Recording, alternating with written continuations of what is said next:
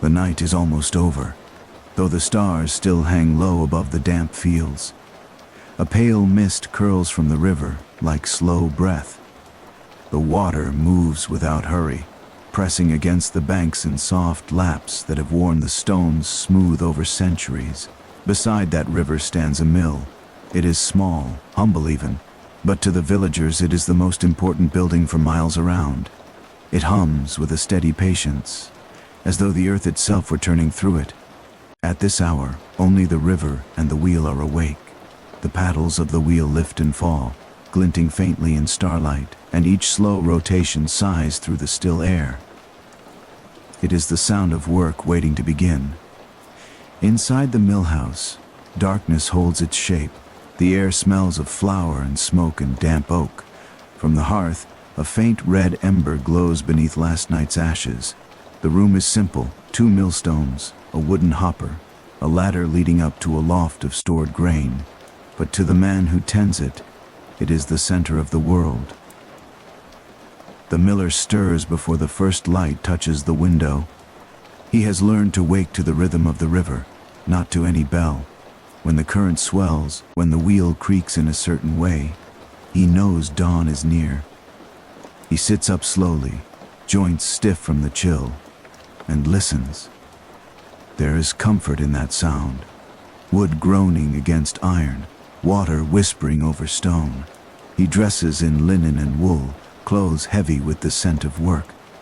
He ties a leather belt around his waist and steps into boots whitened by flour dust. The floorboards creak, a familiar greeting from the building itself. When he opens the door, the river greets him with a veil of cool mist. The world outside is gray and hushed, as though it still remembers the dream of night. He walks to the sluice gate and tests its weight. The handle is slick with dew. With one steady pull he raises it, and the flow of the river quickens. The wheel groans, then catches, turning with new strength. Drops of water scatter into the dawn air like tiny sparks. This is the first task of every day, to set the wheel's rhythm.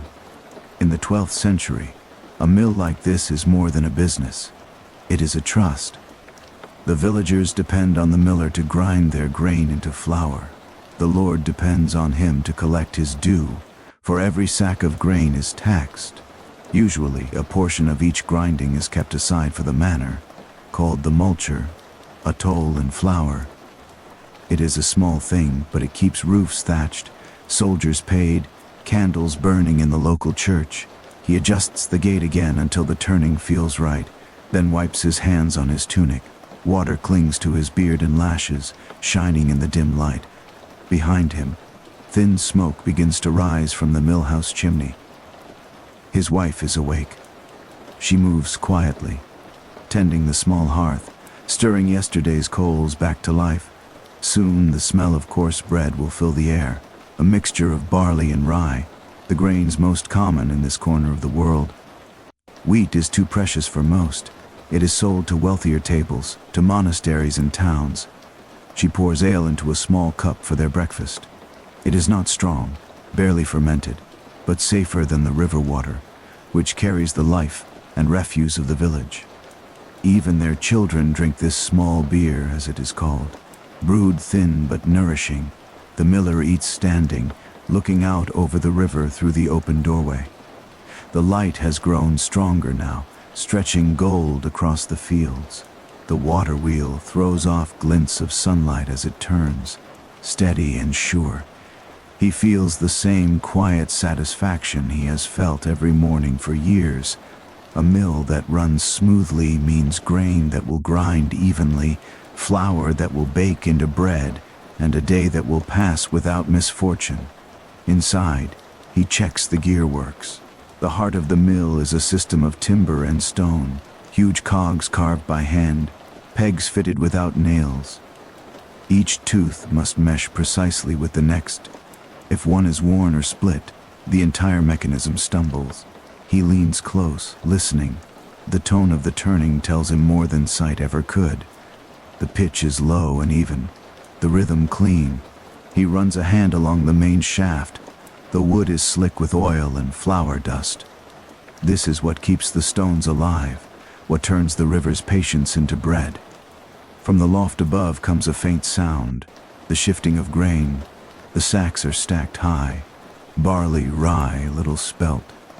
He will grind them in order, taking a portion of each as payment. The Lord's steward visits monthly to collect his share. Until then, the toll flour waits in sealed barrels, carefully marked. It is honest work, though few call the miller entirely honest. In old tales he is sly, known for slipping an extra handful of grain from every customer. But such stories belong more to superstition than truth. In reality, most millers live between suspicion and necessity. Without them, no household eats.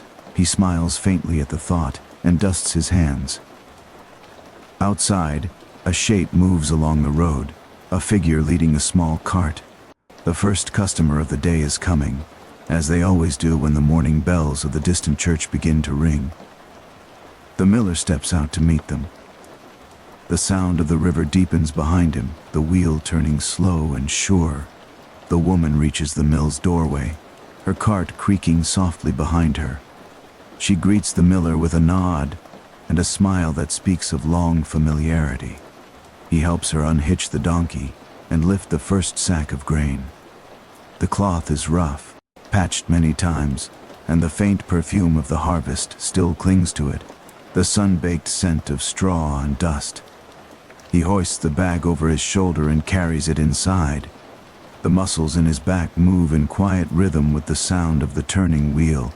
Inside the mill house, light filters through the gaps in the boards, laying golden bars across the floor.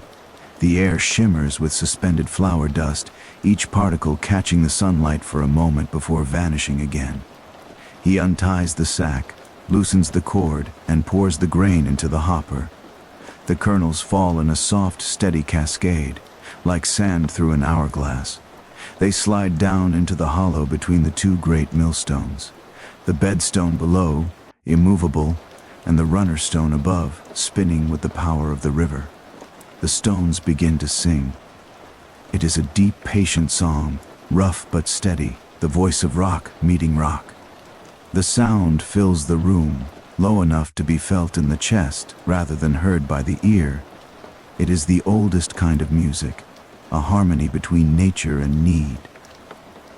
The woman stands at the door for a while, watching the flour emerge in a pale stream from the chute.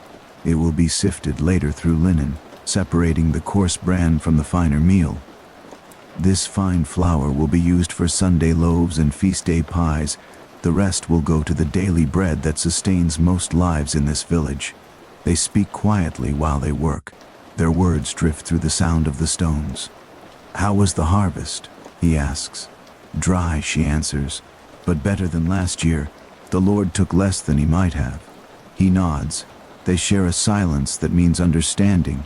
Taxes are lighter when the barns of the manor are already full. As she waits, she leans against the doorframe and warms her hands on a cup of ale his wife has brought. The two women exchange a few easy words about children, about the weather, about nothing in particular.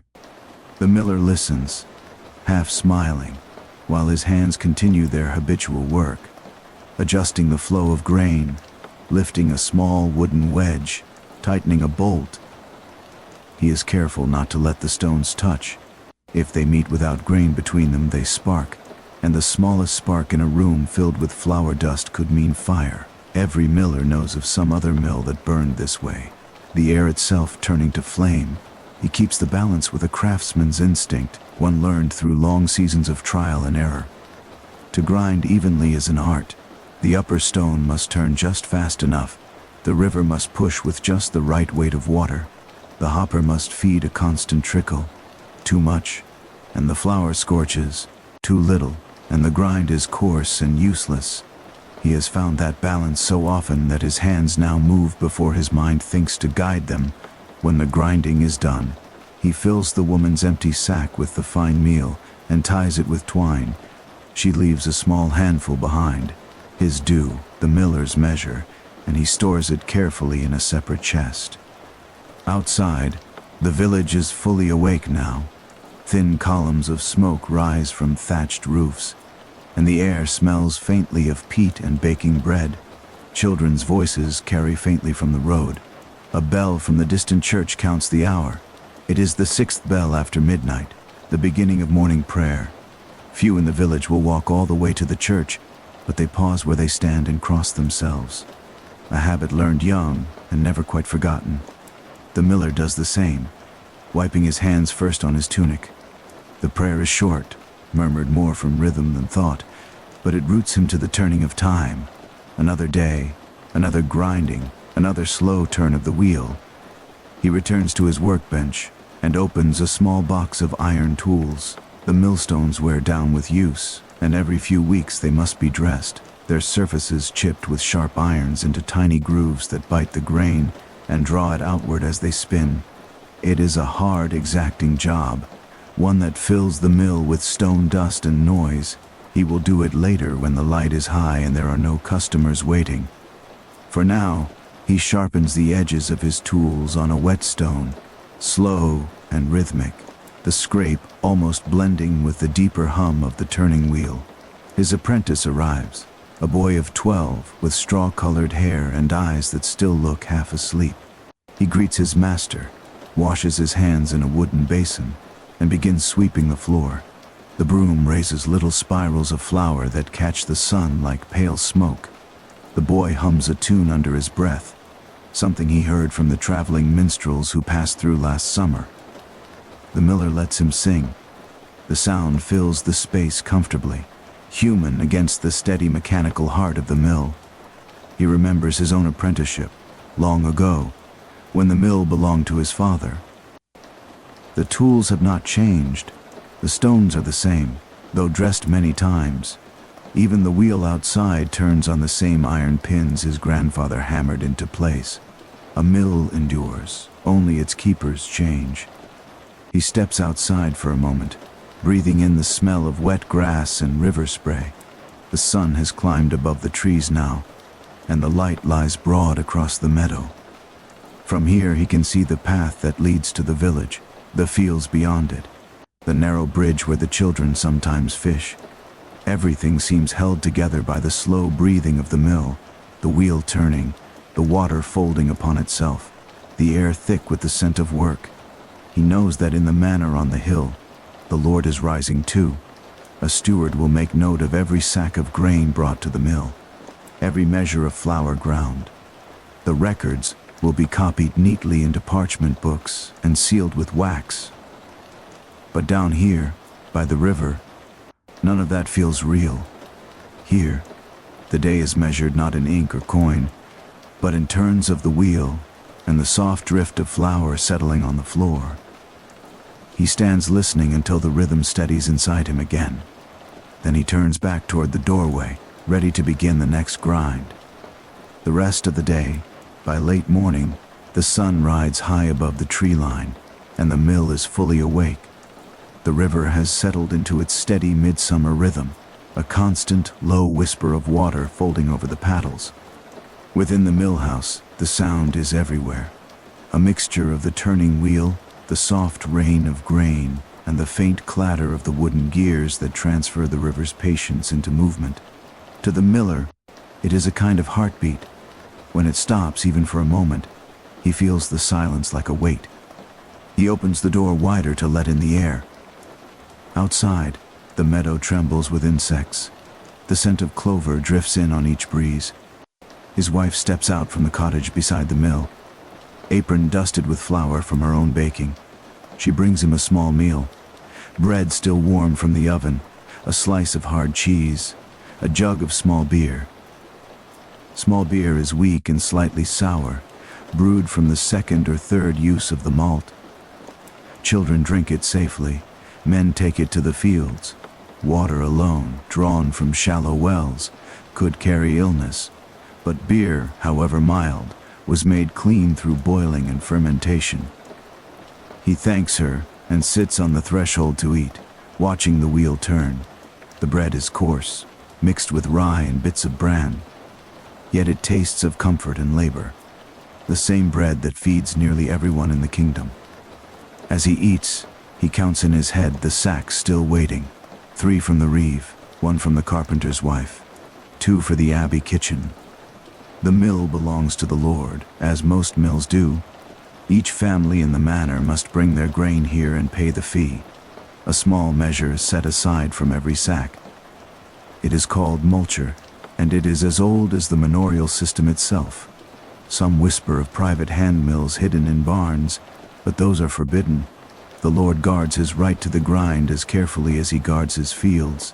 When he finishes eating, he wipes his hands and returns to his work. The apprentice, cheeks pale with flour, turns the new sacks upright and waits for direction. Together they lift, pour, adjust, and sweep. Their movements are nearly silent now, a practiced language of glances and small nods. The rhythm of it could lull a listener to sleep.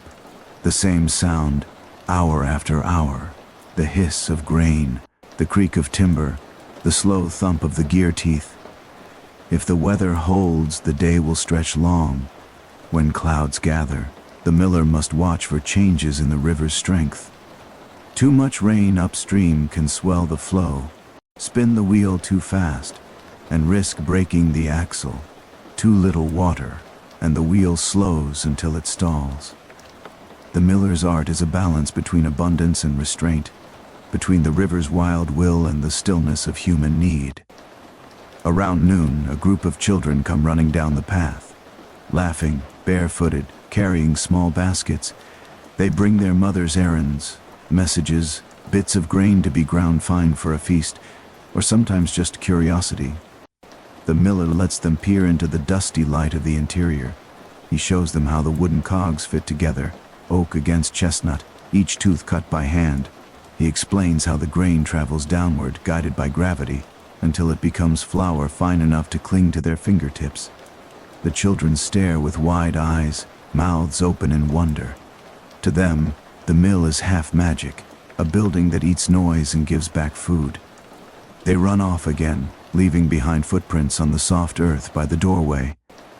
He watches them go, smiling faintly. Every generation learns anew what the mill has always done. Afternoon light filters in, shifting from white to honey gold. The dust sparkles brighter now, and the air grows warmer. Inside the cottage, his wife tends the hearth, stirring a pot of pottage thick with leeks and barley. The youngest child naps in a cradle by her feet. Outside, hens scratch the ground for grain that's spilled from the sacks. Life turns as steadily as the wheel. The miller's eldest son arrives home from the fields, shoulders sunburned, bringing a bundle of reeds to mend the thatch near the shed. He greets his father quietly, helps lift the last sack of the day. Their words are few. Work between them is understood rather than spoken. This too is inheritance, a trade not written in ink but in muscle and motion, passed from hand to hand. As the sun lowers toward the woods, the mill slows. The flow gate is drawn half closed to ease the river's pull, and the great wheel begins to wind down.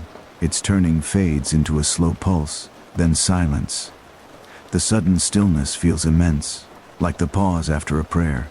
Only the murmur of water remains, steady and alive. He takes the iron bar and locks the wheel in place. The day's flour is measured, sacked, and set aside.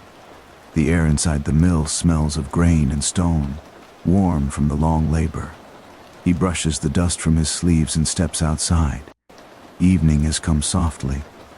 The sky carries the last warmth of the sun in streaks of rose and amber. A heron stands in the shallows near the bend of the river, unmoving, mirrored in the glassy surface. The first bats flutter out from beneath the eaves of the mill house, silent as falling leaves.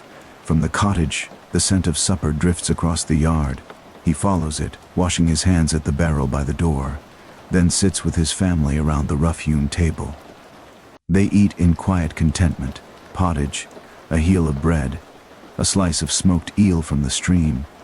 The talk is gentle, meandering, how the wheat is ripening, how the millstone sings, how the Lord's reeve came by again counting measures.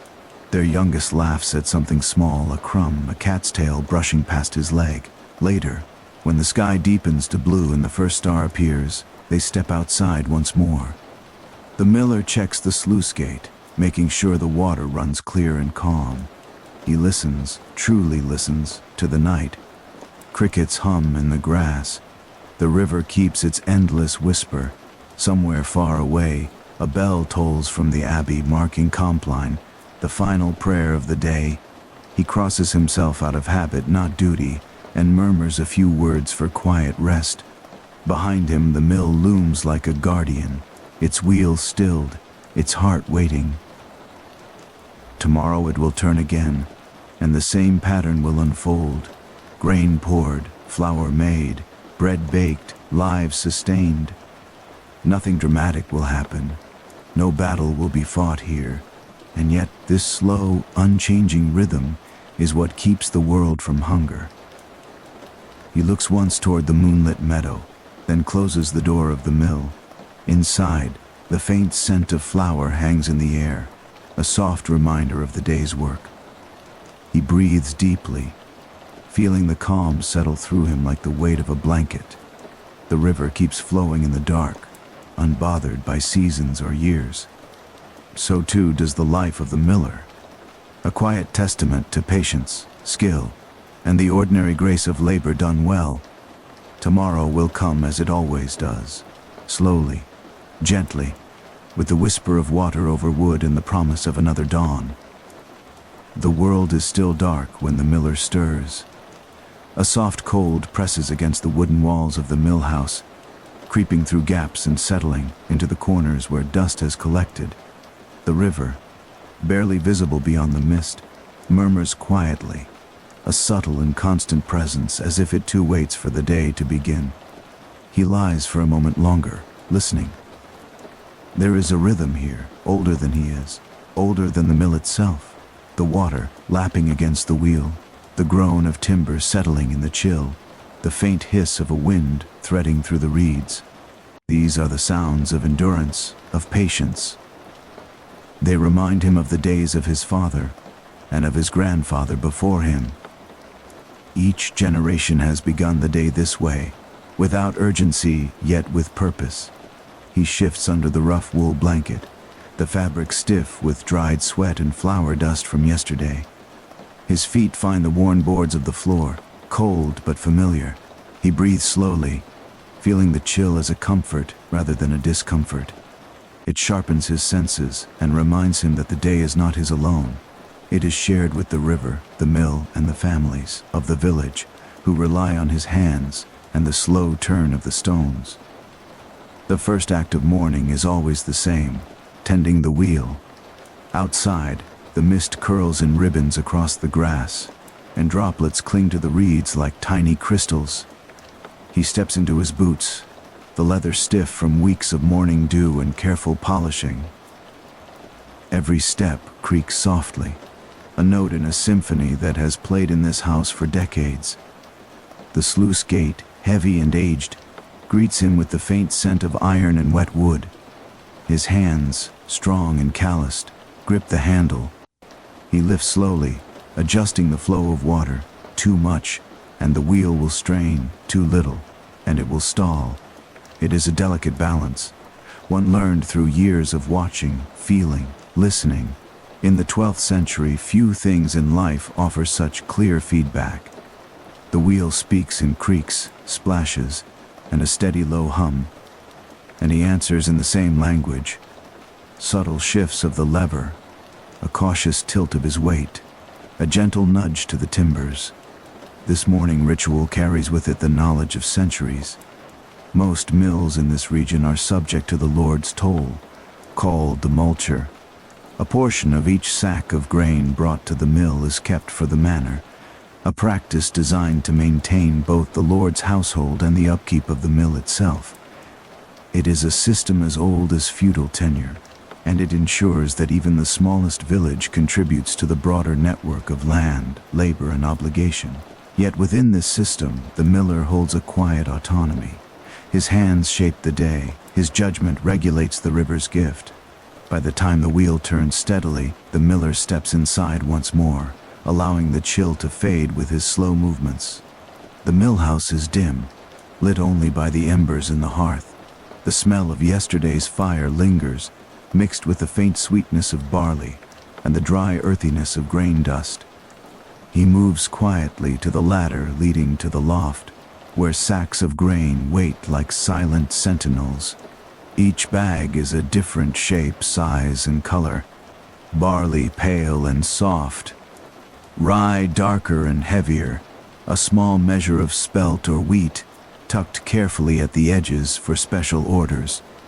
His apprentice arrives just as he begins to inspect the stock.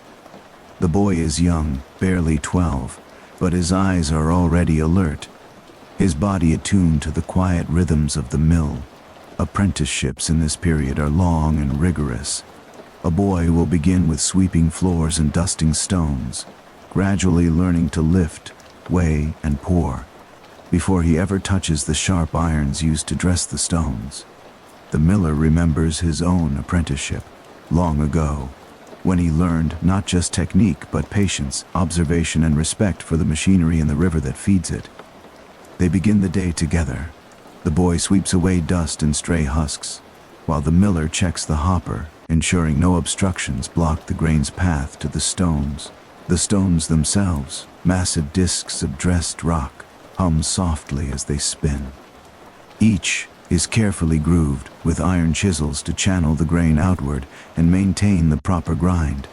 This dressing is an art. Too smooth, and the flour will be coarse and uneven. Too rough, and friction could heat the stones, scalding the grain. The miller's hands, knowing the subtle resistance and vibration of the stone, adjust the speed of the upper stone, the feed of the hopper, and the sluice to produce flour of uniform texture. Outside, the first birds stir. Their voices pierce the mist in thin, clear notes, a delicate counterpoint to the deep hum of the wheel. The miller listens as he works, noting the wind in the reeds, the subtle shift of the river's flow, the distant bark of a dog, the gentle cooing of pigeons returning to their lofts. These are the sounds that mark a day, far more reliably than any bell. At last, his wife steps from the cottage, carrying a small tray. It holds coarse bread, a wedge of cheese, and a jug of thin, slightly sour ale, small beer, safe and nourishing. It is common in medieval households, weekly fermented. It carries few risks of illness and provides gentle sustenance for those who rise long before the sun. She places it on a small wooden shelf near the hearth, and the miller pauses to eat, savoring each bite in silence, the warmth of the bread soft in his hands, the tang of the ale faint on his tongue. Even in this quiet moment, history is present. The rye and barley in his mouth are grown in fields that have been tilled and fertilized, using the same methods for generations.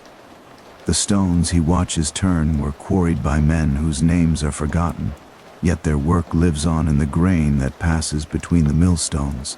The hearth that warms him burns wood from managed forests, part of an economy that balances sustenance and survival. Every bite, every movement, every breath connects him to the slow, enduring rhythm of life in this age. By the time the sun lifts higher, pale and diffused through the morning mist, the first villagers begin to arrive. Their footsteps are soft along the dew-dampened path, and the wooden wheels of carts creak faintly, carrying bundles of grain from nearby fields. They move slowly, as if reluctant to disturb the calm of the early day, yet purposeful, each step a quiet acknowledgement of the rhythm they share with the miller. A woman in a woolen cloak approaches first, leading a small donkey. She carries a sack of barley, heavy and damp from the night's moisture. Her hands are calloused yet careful, as she steadies the animal and unties the cord that holds the bag. The miller greets her with a nod.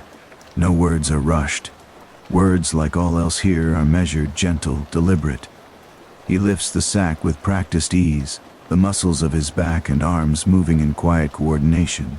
The grains shift under his hands, warm and solid, each kernel a small testimony to the farmer's labor, to the season's rain, to the sun and soil. He pours the contents into the wooden hopper, watching as they cascade downward. The sound is soft but insistent, a subtle percussion to the larger symphony of the mill, the low hum of the wheel, the creak of gears, the occasional puff of wind through the reeds outside. The millstones begin their work. The bedstone, heavy and immovable, holds the grain, while the runner stone above, spun by the river's power, turns slowly and steadily. Each rotation grinds the kernels between rock and rock, drawing flour from the barley with almost imperceptible friction. Dust rises in soft clouds, drifting through the shafts of sunlight that have begun to pierce the mill house. The process is long and slow, requiring patience rather than haste. Too rapid a feed of grain will scorch the flour, rendering it bitter or uneven. Too slow, and the yield will be inefficient. The miller adjusts the hopper with careful nudges, his hands moving on instinct as much as reason. The stones respond to touch, to the slight shifts of the wooden lever, to the flow of water outside. Every small action is amplified by centuries of accumulated knowledge. As the flour begins to pour into waiting sacks, the miller explains to his apprentice the reasoning behind each motion, in soft tones that are half teaching, half meditation. The stones are old, he says, brushing flour dust from his hands. Each groove, each line, has been carved carefully. They remember the grain of many seasons. Treat them gently, listen, and they will tell you what to do. This is a lesson that transcends mere technique. It is about attentiveness, patience, the subtle harmony of labor and life. The apprentice nods, eyes wide, absorbing not just the instructions but the quiet cadence of work, the almost hypnotic pattern of turning, pouring, and sifting. The villagers watch and wait, their own movements slow and deliberate. They understand that the miller's care is their care. Flour that is too coarse or scorched will result in bread that is dry or bitter. A poorly run mill could mean a month of insufficient sustenance. The multure, the small portion kept for the Lord, is calculated carefully, each sack measured and weighed. The steward of the manor will record it later, but for now, all focus is on the immediate act, turning grain into flour, sunlight into sustenance, water into rhythm. The miller pauses for a moment to observe. Through the open doorway, the fields shimmer with the heat of morning. A gentle wind rustles the wheat and barley in soft waves. The distant church bell tolls slowly, marking a time that is both sacred and practical. Life here is not hurried. It is defined by the quiet, persistent flow of work, of nature, and of human need. The wheel itself is an instrument of continuity. Its rotation is powered by the river, yet guided by the miller's hand. This relationship between man, water, and stone has endured for generations. Each miller knows the subtle language of the river, the way it rises after rain, the sound of ice cracking in early winter, the shimmer of sunlight on its surface. Each miller responds with adjustments, subtle shifts, gentle guidance. The wheel hums in acknowledgement, and the stones grind in perfect measure. He lifts another sack and empties it carefully into the hopper, the grains cascading down in a miniature waterfall. Dust rises in soft spirals, catching the light. The apprentice sweeps patiently at the edges, scattering what falls to prevent clumping. Flour clings faintly to their hair, faces, and tunics, a mark of labor and life intertwined. The miller explains another detail, his voice low and steady, almost hypnotic in its cadence. Small beer is given to the children of the village because it is safe to drink. Water from the shallow wells may carry sickness. A small, weakly fermented ale nourishes without harm. The same principle governs the stones. Patience and moderation ensure safety and quality. The day moves on in gentle steps, each sack lifted, each turn of the stone, each handful of flour spilling into a sack is both work and ritual. The miller's movements are deliberate. The apprentice mirrors him, learning not only the mechanics but the meditation inherent in labor. The river outside murmurs continuously, a low accompaniment to the measured sounds within the mill house. At intervals, the miller steps outside to observe.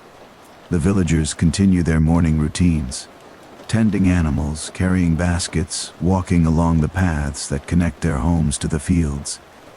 The air is scented with wet earth, dew-soaked grass, and the faint smoke of distant fires. Even the small, mundane sounds, the flap of a bird's wings, the call of a dog, seem amplified in the calm, serene rhythm of this early day. In this measured pace, history lives.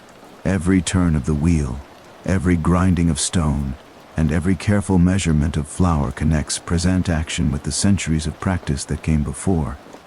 It is not a story of kings or battles, but of continuity, of human ingenuity quietly shaping survival and sustenance day by day, season by season. By mid-morning, the activity around the mill has grown gently louder. The sun climbs higher, spilling gold across the fields, and the mist of early dawn has dissolved into the warm, soft light of day. Villagers arrive more frequently now, some on foot, others with carts or donkeys laden with grain. Each movement is deliberate, unhurried, as if they too are part of the rhythm of the mill, each step echoing the measured turning of the wheel. The miller greets each with a nod, a brief word of welcome, and a practiced hand on the sacks they carry. Barley, rye, and occasionally wheat spill into the hopper in slow cascades, the sound soft and constant. Each grain is a small story. The soil it grew in, the hands that tended it, the rain and sun that nurtured it. The miller honors these stories silently, with care, ensuring that the grain is treated gently, that the stones do their work without scorch or fracture. He shows the apprentice how to monitor the flow. A millstone sings differently depending on the grain, on the moisture of the air, on the angle of the sun. It is subtle, almost imperceptible to an untrained ear, but crucial. A miller's skill is measured not in speed but in attentiveness, in the patience to notice every tiny variation. The villagers wait quietly as their grain is ground. Some whisper among themselves, talking of crops, the weather, or the coming festivals. Others stand still, observing the process with a mix of fascination and respect. They know the miller's work sustains them. Bread is life. Without careful grinding, the daily loaf may be too coarse or bitter. While the stones hum their steady song, the miller recounts softly to the boy some details of the trade. "Notice the grooves on the runner stone," he says. "They're called furrows. They guide the grain from the center to the edges, pulling it outward so the grinding is even. Every few weeks we dress the stones, resharpen these furrows with iron chisels. It is dusty, noisy work, but it is necessary. The stones must remember how to grind well." He speaks of multure, the small portion of flour that must be set aside for the Lord. The apprentice listens quietly. "It is small," the miller continues, "but enough to remind us that our labor is part of a larger system. It feeds more than just our own hearths. It nourishes the village, the manor, and the abbey kitchens alike." He gestures toward the sacks, waiting to be measured and stored. Every sack counted, every measure precise. This is the quiet law of the mill. The morning flows in slow, steady repetition. Grain pours into the hopper. The stones turn. Flour drifts in pale clouds that catch the sunlight. Dust settles slowly on shelves and beams, a visible echo of work well done. Outside, the river murmurs in continuous rhythm, the wheel turning steadily, the soft splash of paddles the only percussion to the quiet human sounds inside. At intervals, he pauses to inspect the mechanisms. The cogs of timber, worn smooth by centuries of use, mesh perfectly with one another. Each peg, each groove is essential. A misaligned cog could stall the entire operation. Yet there is no urgency in his movements. He works methodically, listening to the stones, the wheel, the river, and the subtle resonance of the millhouse itself. A second woman arrives, this one carrying a basket of rye for her family. The miller lifts it carefully, pouring the grains into the hopper and adjusting the flow. The apprentice watches, absorbing the rhythm, noticing the soft differences in weight, sound, and color between the grains. He learns without hurry that each variety demands a slightly different approach. Rye is heavier, barley is softer, wheat is rare and precious. Each grain, he realizes, is an individual partner in the daily song of the mill, As the morning deepens, the miller reflects quietly on the long lineage of his trade. Mills have existed in this region for centuries. Some are powered by water, like his, others by wind. Each is a fulcrum of village life, converting the quiet energy of nature into sustenance. The miller's hands are not just instruments of labor. They are translators between river, stone, and human need. He notes the birds above the fields, their flight patterns tracing the contours of the land. He observes a heron at the riverbank, waiting patiently for fish. Even the smallest creatures follow their own rhythms, and in their patience he finds resonance. The river, the wheel, the stones, the birds, the villagers, all follow slow, deliberate patterns that intersect in the small universe of the mill. By now, the apprentice's muscles are warmed from sweeping, lifting, and pouring. The boy's hands are coated with fine flour dust. His tunic carries the faint scent of damp grain. The miller smiles softly at the sight, knowing that this is how skill is passed, not through speed or force, but through repetition, observation, and quiet imitation. Occasionally, the miller pauses for a sip of small beer, the liquid thin and slightly sour, yet refreshing. It carries faint traces of malt and a comfort born of habit and nourishment. In these moments, he listens to the river, hears the gentle conversations of the villagers, and allows himself a brief reflection on the quiet dignity of labor. Each small act, the turning of a stone, the weighing of a sack, the adjustment of a gate, is a stitch in the tapestry of daily life. The day proceeds without rush, yet full of purpose. By mid-morning, the mill has produced its first sacks of flour, measured carefully, stored in the loft, or passed to villagers to carry home. The apprentice sweeps one final time before they pause for a short rest, both of them breathing in the warm air of the sunlit mill house. Dust floats lazily, catching in the beams of light, a soft reminder of effort, time, and care. The miller gazes out the open door, watching the road that winds toward the village. Children run along it, baskets in hand, trailing laughter and curiosity. Men and women walk more slowly, their burdens heavy, yet their steps deliberate, matched to the measured rhythm of life here at the mill. He observes, silently cataloging the movements, anticipating the next flow of grain, the next turn of the stone, the next visit from a neighbor or tradesman. Even in these quiet moments, the miller understands the significance of his work. It is not recorded in chronicles or sung in ballads. No banners are raised in its honor. Yet it is essential, sustaining, and enduring. The wheel turns, the stones grind, and the village eats. As the morning stretches into the late hours, the sun climbs steadily, painting the river and fields in warmer tones. Shadows lengthen in the mill house, yet the light filtering through the gaps in the boards is soft and comforting. Dust motes drift lazily in the beams, stirred occasionally by the quiet movement of hands and feet. Villagers continue to arrive at intervals. Some are familiar faces, their routines long intertwined with the miller's own. Others are newcomers, carrying unfamiliar sacks and baskets, watching with curiosity the slow, methodical workings of the mill. The miller greets each calmly, guiding sacks into place, adjusting the flow of the hopper, and listening to the subtle hum of the stones. Every action is deliberate, measured, and mindful, as though the mill itself is an extension of his senses. The apprentice watches intently, absorbing lessons both spoken and unspoken. Rye, the miller explains, is heavier, more tenacious than barley. It requires a slower feed to prevent the stones from overworking. Wheat, though rare, is delicate. It must be treated with care so that the flour is fine and light.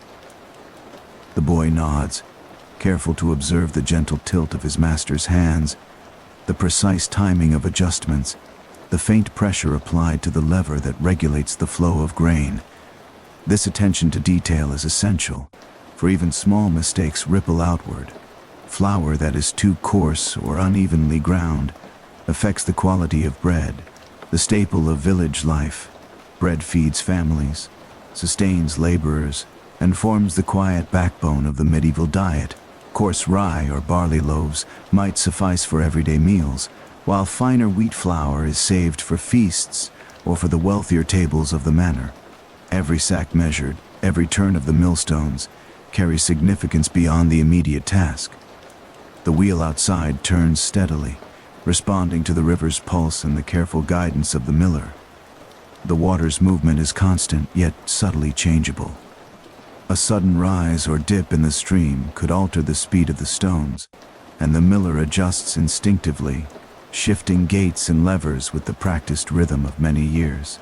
It is a quiet dialogue between man and nature, each action measured and precise, yet flowing as effortlessly as the river itself. Around midday, the air grows warmer. The mill house is filled with a mixture of scents: fresh flour, the faint tang of small beer, the earthy aroma of damp wood, and the lingering traces of the hearth from the morning. The apprentice pauses to wipe his hands and inhale, absorbing the sensory richness of the mill. These subtle details are as important as the mechanics of grinding. They tell him when the day is progressing well, when the stones are in harmony, and when the grain is flowing properly. More villagers arrive now, carrying sacks and baskets of grain from fields farther afield. Some come to pay their dues, some to exchange stories, and some simply to witness the mill at work. The miller moves among them with calm authority, lifting sacks, adjusting the flow of grain, and offering gentle instruction to those who ask. He explains, softly and without hurry, the process of separating flour from bran, the use of the miller's toll, and the care required to maintain the stones. The millstones sing continuously, a deep, resonant sound that fills the space and seems to vibrate into the bones. Dust rises in faint spirals, catching the sunlight and forming a soft haze over the wooden floorboards. Each rotation of the stones is measured, each feed of grain deliberates. The miller pauses occasionally, listening to the subtle differences in tone and vibration, adjusting as necessary to maintain a smooth, even grind. During a brief pause, he reflects on the broader context of his work. Mills such as his have existed for centuries, and many are still subject to the Lord's multure. The portion of grain kept as toll is small but essential, feeding the household, the soldiers, and the local church. It is a quiet reminder that the miller's labor is part of a larger system, a chain that connects village, manor, and abbey. Yet within that system his skill and care are irreplaceable. Without them, the work falters, and the food that sustains lives is diminished. Outside, the river continues its low murmur. Birds call softly from the trees, and insects drift lazily through the warm air. The miller moves among his work with a kind of meditative grace, aware of every sound, smell, and subtle shift in light. Each sack lifted, each handful of flour poured, each adjustment of the hopper is a small, deliberate act, part of a slow, unbroken rhythm that has endured for generations. By this time, the apprentice begins to understand the quiet poetry of the day. It is not the work itself that is remarkable, but the way it flows seamlessly from one task to the next, guided by patient observation and careful hands. The turning of the stones, the flow of grain, the rising of the river, the quiet chatter of villagers, the scent of flour and bread, all converge to form a gentle, living tapestry of life in this moment. The miller pauses to drink from a small wooden cup of water, the liquid cool and refreshing. Even in this simple act, there is awareness. Water must be clean, collected from the river at safe points, or boiled and filtered when necessary. This is not just sustenance, it is knowledge passed down through generations, a quiet wisdom that sustains both body and life. He adjusts the sluice gate once more, fine-tuning the flow of the river to maintain the perfect speed for the stones. Each adjustment is subtle but crucial. The difference between a smooth grind and a ruined batch of flour is often measured in millimeters of gate movement, in the timing of a single rotation, in the careful distribution of grain into the hopper. The apprentice watches closely, noting the small gestures, learning not only the mechanics, but the patience, the attention, and the stillness required to master this work. The late morning continues in this unhurried cadence. Sacks are filled and stored, stones rotate steadily, dust hangs in pale clouds, and the miller moves with the quiet grace of someone who knows the intimate rhythm of this place. The river continues its gentle, ceaseless murmur, a natural accompaniment to human endeavor. As the sun climbs toward its zenith, the mill house is filled with a warm golden light. The beams catch the floating dust, transforming it into a delicate haze that softens the edges of every surface. The wheel outside hums steadily, the river murmurs beneath it, and the stones grind on in measured, continuous rhythm. The air smells faintly of flour, damp wood, and the distant fields warmed by the morning sun. It is time for the mid-morning meal. The miller's wife appears carrying a small tray of food, a humble but nourishing repast: coarse bread, thick slices of cheese, a handful of dried herbs, and a jug of weak small beer. The family gathers quietly near the hearth, where the embers still glow faintly. The apprentice is invited to join them, and he accepts eagerly, eyes wide, hands trembling slightly from the work of lifting, pouring, and adjusting the heavy sacks of grain. The miller eats slowly, savoring each bite. He chews deliberately, allowing the flavors to settle, appreciating the texture and warmth of the bread, the sharpness of the cheese, and the faint tang of the ale. Even this simple meal is a reflection of centuries of practice and tradition. Bread is the staple of the village diet. Coarse rye and barley sustain daily labor, while wheat is reserved for special occasions. Every loaf is a testament to human ingenuity. The careful cultivation of grain, the patient turning of the stones, the measured mixing of dough, and the slow baking in the hearth. As they eat, the miller shares gentle instruction with the apprentice. "Notice the color of the flour," he says quietly, pointing to the small pile he has set aside. "It tells you the quality of the grain, the care of the farmer, the season's rain, and even the way the stones have been dressed. Flour is not simply ground grain. It is a record of the day, the season, the skill of those who touched it before you." Outside, villagers continue to move along the road, some carrying freshly milled flour back to their homes, others returning with empty sacks, ready to be filled again. The sounds of the village drift faintly through the open doorway, the clatter of a wooden wheel over stone, the low murmur of conversation, the occasional laughter of children playing along the roadside. Even the smallest noises are noted by the miller, for in their rhythm is a quiet reflection of the world he helps sustain. After the meal, the miller returns to the stones. He observes the flow of grain with a practiced eye, noting subtle changes in the texture or the sound of the flour. The apprentice follows closely, sweeping gently, lifting sacks, and mimicking the measured adjustments of the master.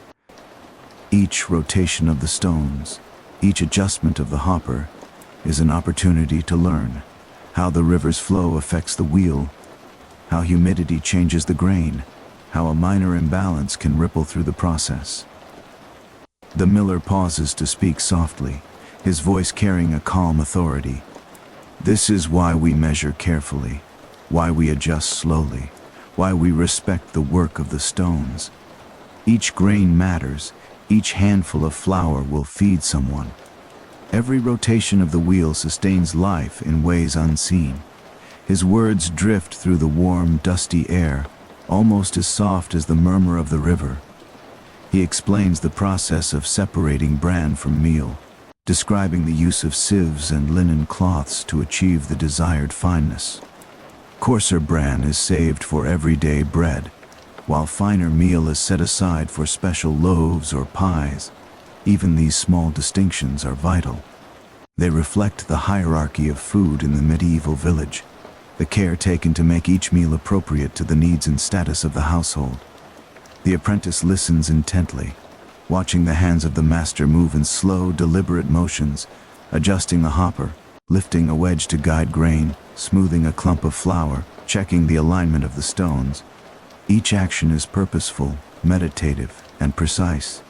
The rhythm of the day is mirrored in these movements, and the apprentice begins to sense the quiet poetry of labor, a kind of gentle, enduring music made of stone, water, grain, and human care. At this hour, the air is warm but comfortable. The river glints in the sunlight, the wheel turns without strain, and the sounds of villagers moving along the road are steady and unhurried.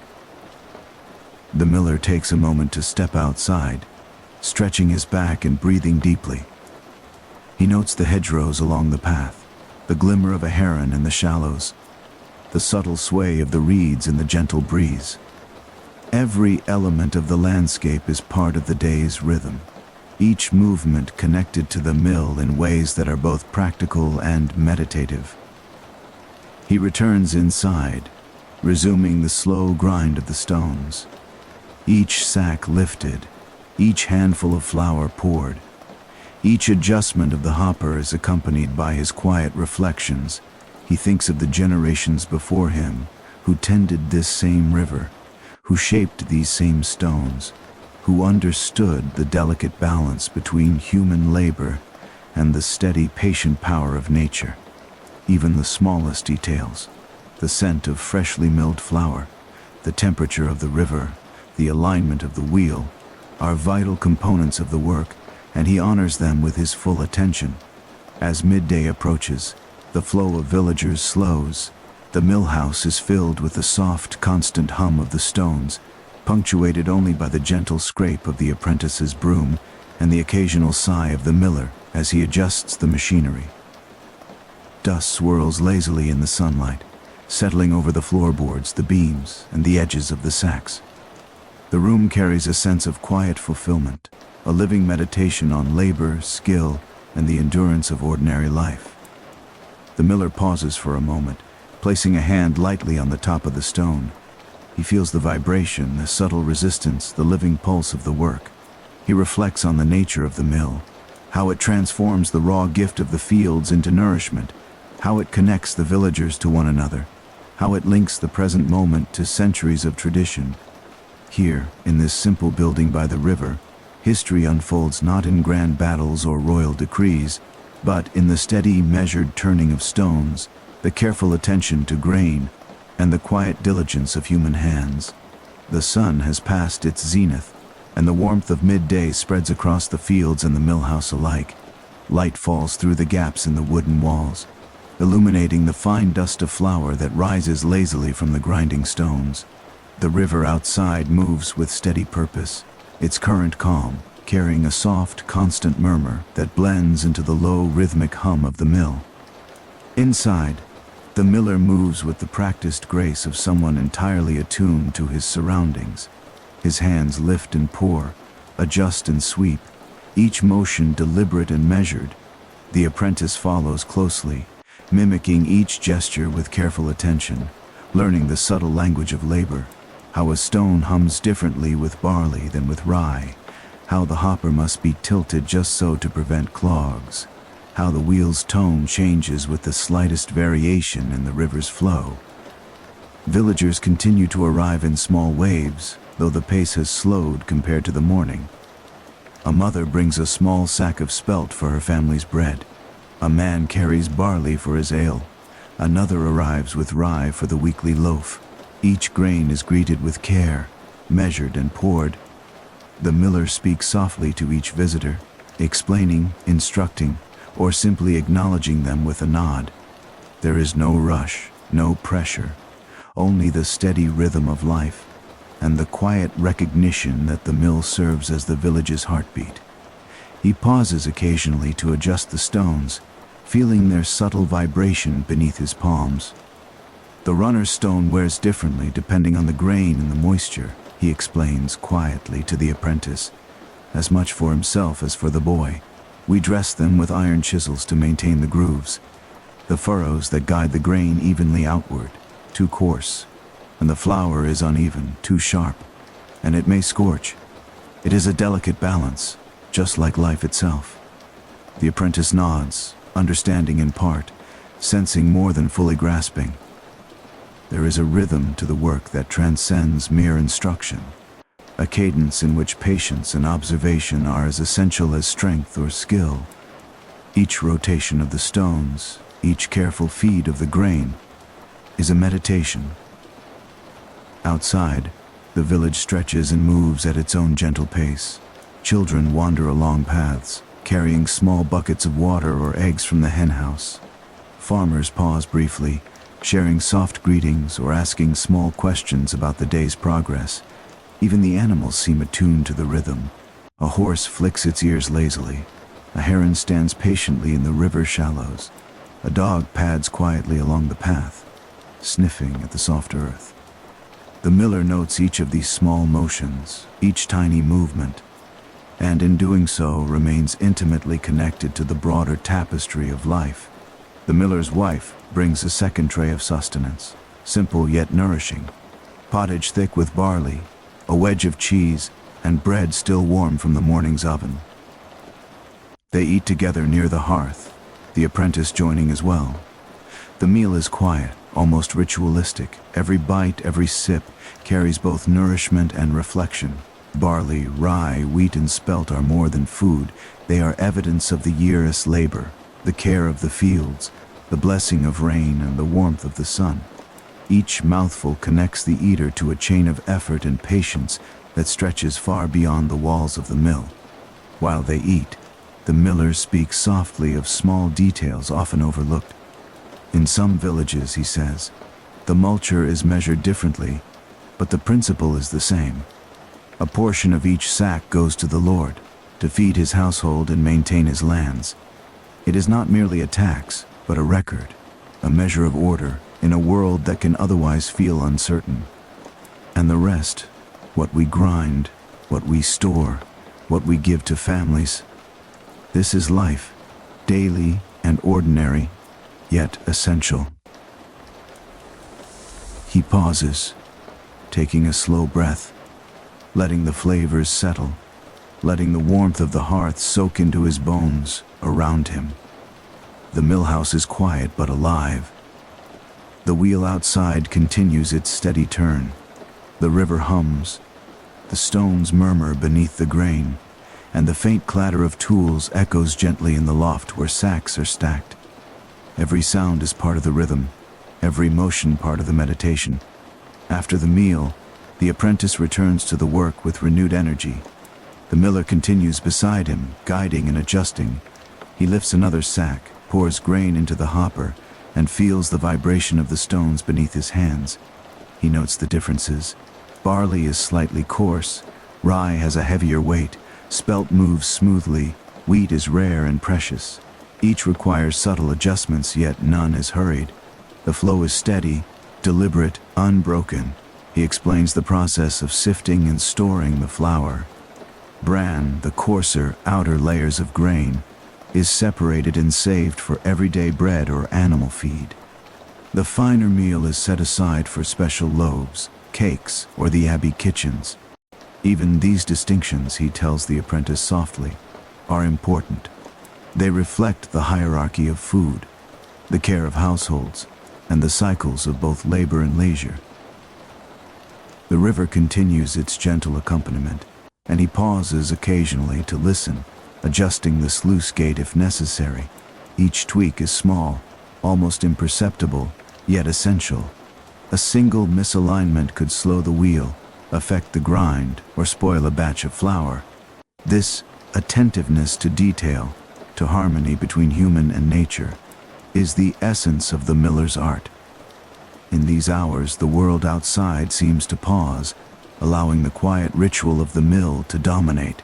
The light shifts subtly, illuminating the dust in new patterns, casting fleeting shadows across the beams. The air carries a mixture of scents: warm flour, damp wood, sun-baked earth from the fields, and the faint tang of ale from the small jugs the miller sets aside for families. Each sensory detail is noted, remembered, and woven into the day's unfolding rhythm.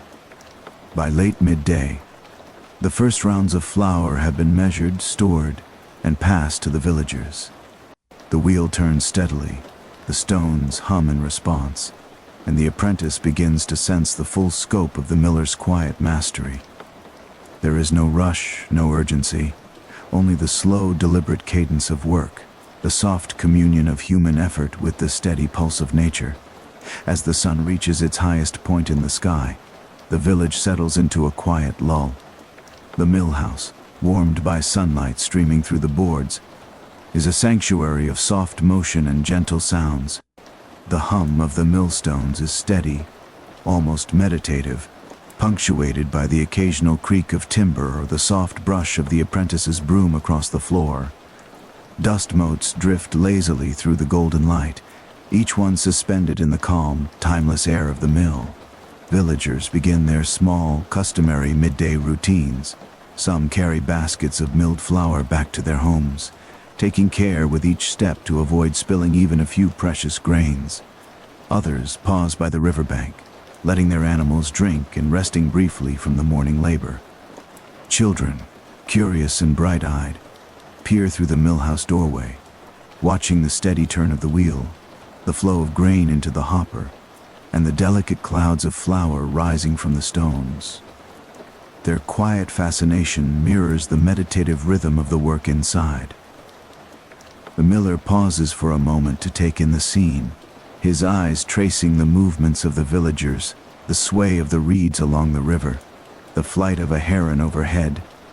He inhales the warmth of the sun, the scent of damp earth from the fields, and the faint aroma of fresh flour. Every detail is noted, absorbed, and incorporated into the rhythm of the day. This attentiveness is the essence of his craft, a constant, gentle observation of the world around him, guiding his labor in harmony with the flow of nature. A soft tray of midday sustenance is brought in by his wife. It is simple but nourishing. A small pot of pottage thick with barley and herbs, slices of coarse bread, a wedge of cheese, and a small jug of weak ale, the kind commonly called small beer. The miller sets the tray on a low wooden shelf near the hearth, allowing the warmth of the fire to keep the food inviting. He lifts a modest cup, taking slow, deliberate sips of the ale. It is thin, slightly sour, yet comforting, offering hydration and nourishment in a way that is safe for children and adults alike. He explains to the apprentice, softly, the quiet history behind small beer. Water from shallow wells or streams can carry sickness, he says. This weekly fermented ale is safe. It nourishes without harm, and it has been part of village life for generations. Even the smallest of these customs ensures survival, even comfort, in ways we might overlook today. The apprentice nods, taking in the quiet lesson. It is not the taste alone that matters, he learns, but the understanding embedded in each custom, the careful observation of what the body and the community require. Every sip, every bite, is a thread woven into the larger fabric of life, connecting labor, nourishment, and care across generations. As they eat, the miller gestures to the sacks of flour waiting in the loft above. Notice the order, he says. Each grain is measured, each batch recorded, bran separated from meal, rye kept for daily bread, barley for ale, wheat for the Lord or special occasions. Every sack is a story of the farmer who grew it, the season that nurtured it, and the skill that brought it to its current form. He points out subtle details, the texture of the flour, the faint variations in color, the dust that clings differently to rye versus barley. Each detail matters, he explains, for it informs how the flour will be used, stored, or shared. In this, the apprentice sees not just labor, but a gentle meditation on attention, care, and responsibility. The river outside continues its steady murmur, the wheel turning with the patient precision that has guided countless mornings. Occasionally, the miller steps outside to adjust the sluice gate, feeling the pressure of the water against the timbers, noting subtle changes in flow or volume. A gentle rise after a rain, a faint shimmer as sunlight hits the surface. These are signals that inform the work inside. The stones grind in perfect response to these minor adjustments, and the miller listens carefully, attuned to every vibration, every sound, every nuance of the machinery and the river itself. Midday stretches slowly into the early afternoon. The village's rhythm is quiet but constant. Some villagers linger, exchanging brief words with the miller, asking about upcoming festivals or the state of the fields. Others return from the river or the market, carrying baskets of herbs, eggs, or small bundles of firewood. Even these ordinary actions are part of the broader, interconnected pattern that defines the day. The apprentice continues his work under the miller's calm guidance, observing the gentle care with which sacks are lifted, grain poured, and stones adjusted. The soft, repetitive actions of the day, sweeping, measuring, pouring, adjusting, begin to take on a hypnotic quality, as if time itself has slowed in deference to the rhythm of the mill. Dust rises and falls in delicate clouds. The sun shifts through the open doorway, and the river murmurs endlessly, all forming a symphony of quiet, purposeful motion. Throughout it all, the miller reflects softly on the continuity of life here. Mills such as his have existed for centuries, yet the work remains fundamentally unchanged. Grain is ground, flour is measured, bread is baked, and the village survives. Generations of families rely on this slow, steady process, trusting in its reliability, its gentle persistence. The multure, the careful measurement of flour for the Lord, and the allocation of finer or coarser grains are small details, yet they are vital threads in the social fabric of the community. By the time the first shadows lengthen in the late afternoon, the mill house is quieting. The majority of villagers have returned home, their sacks filled, their needs met. The wheel turns steadily, the stones hum softly, and the apprentice pauses to lean against a beam, breathing in the warmth, the dust, the soft, constant rhythms of the day. The miller, observing all with calm satisfaction, lifts a hand to adjust a small lever, guiding the flow of grain just slightly to ensure a smooth, even grind for the final hours of the morning cycle. Even now, in these quiet hours, history is present in every motion, in the grooves of the stones, the flow of the river, the careful measurement of grain, and the patient labor of those who have come before. The miller moves among these elements with gentle awareness, each act both practical and meditative, sustaining not just life, but the enduring, quiet order of the village and the day. As the sun moves westward, the light inside the mill shifts from warm gold to a gentler, softer glow. Dust motes dance slowly in the beams, drifting like tiny stars in a sunlit sky.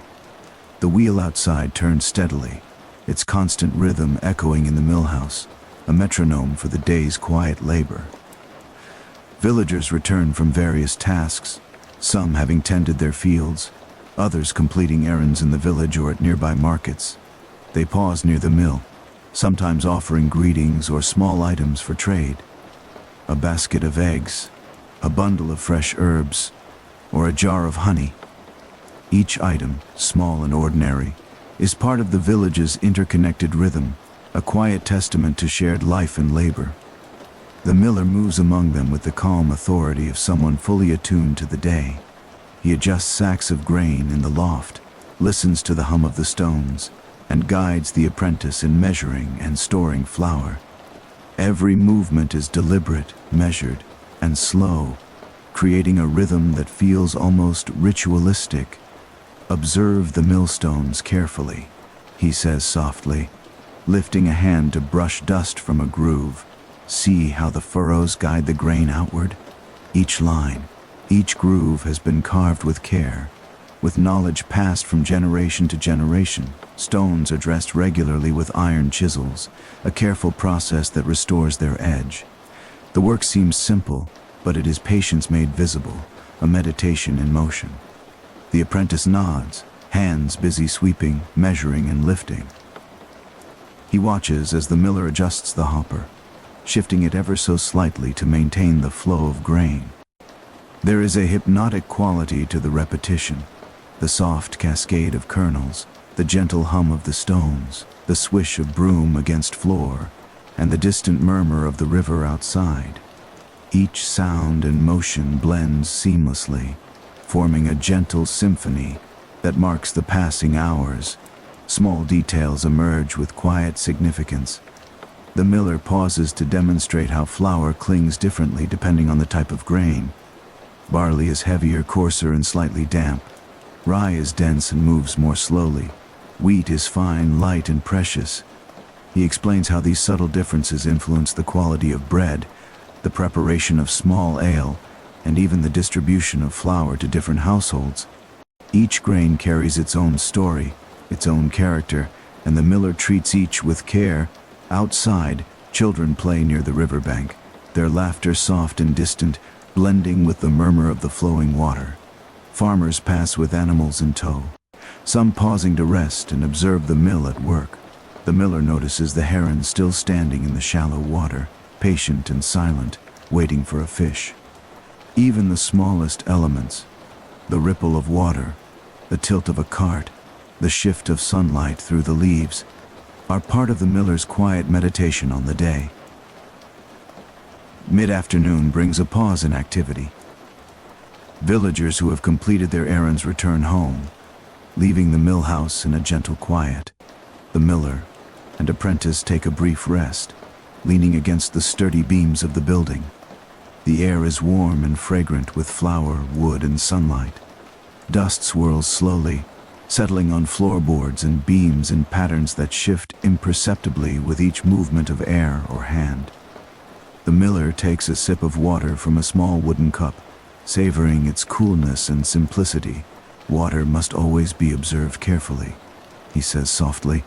Even in this simple drink, knowledge is passed down. Wells must be clean, rivers watched for changes, and small ale prepared for safety.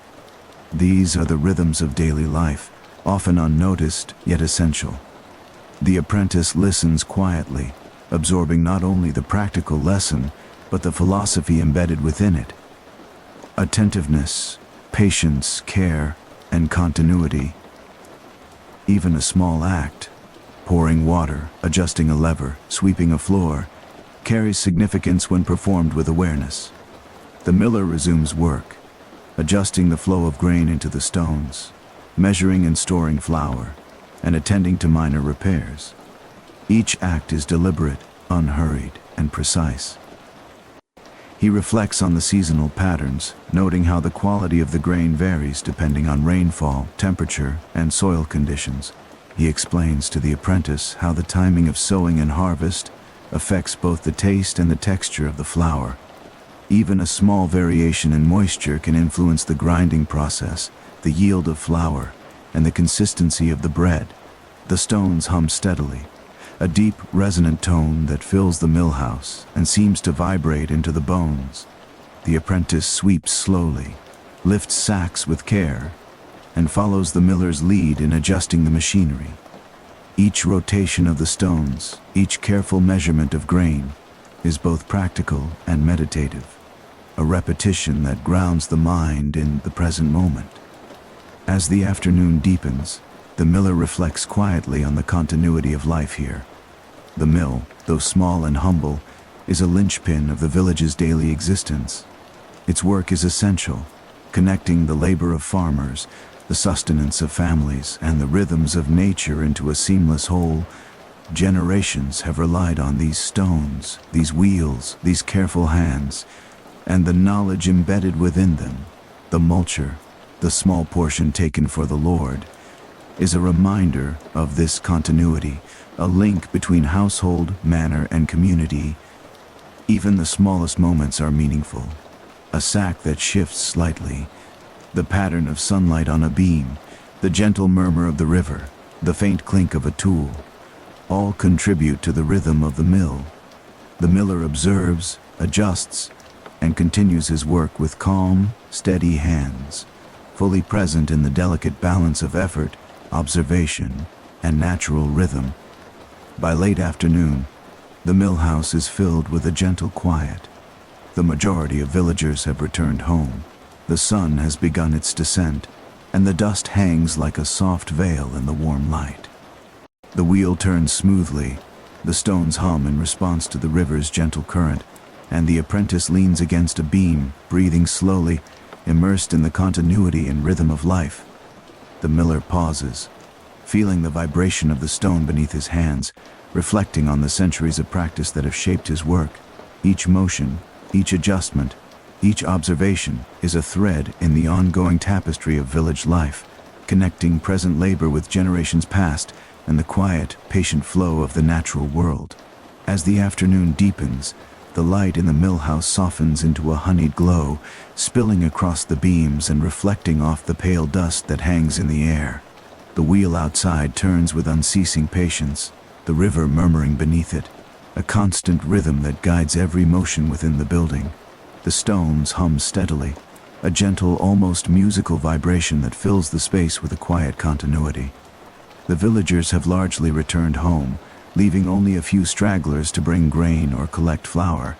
Their presence is calm, almost meditative, as if their movements are extensions of the natural rhythms of the mill itself. A farmer pauses at the doorway, carrying a small bundle of freshly gathered herbs, and exchanges a few quiet words with the miller. The conversation is soft, deliberate, unhurried, each syllable blending into the ambient hum of labor, river, and wind. The miller moves through the space with gentle, deliberate care. He lifts a sack of barley, weighing it with a practiced hand, noting the subtle differences in texture and color.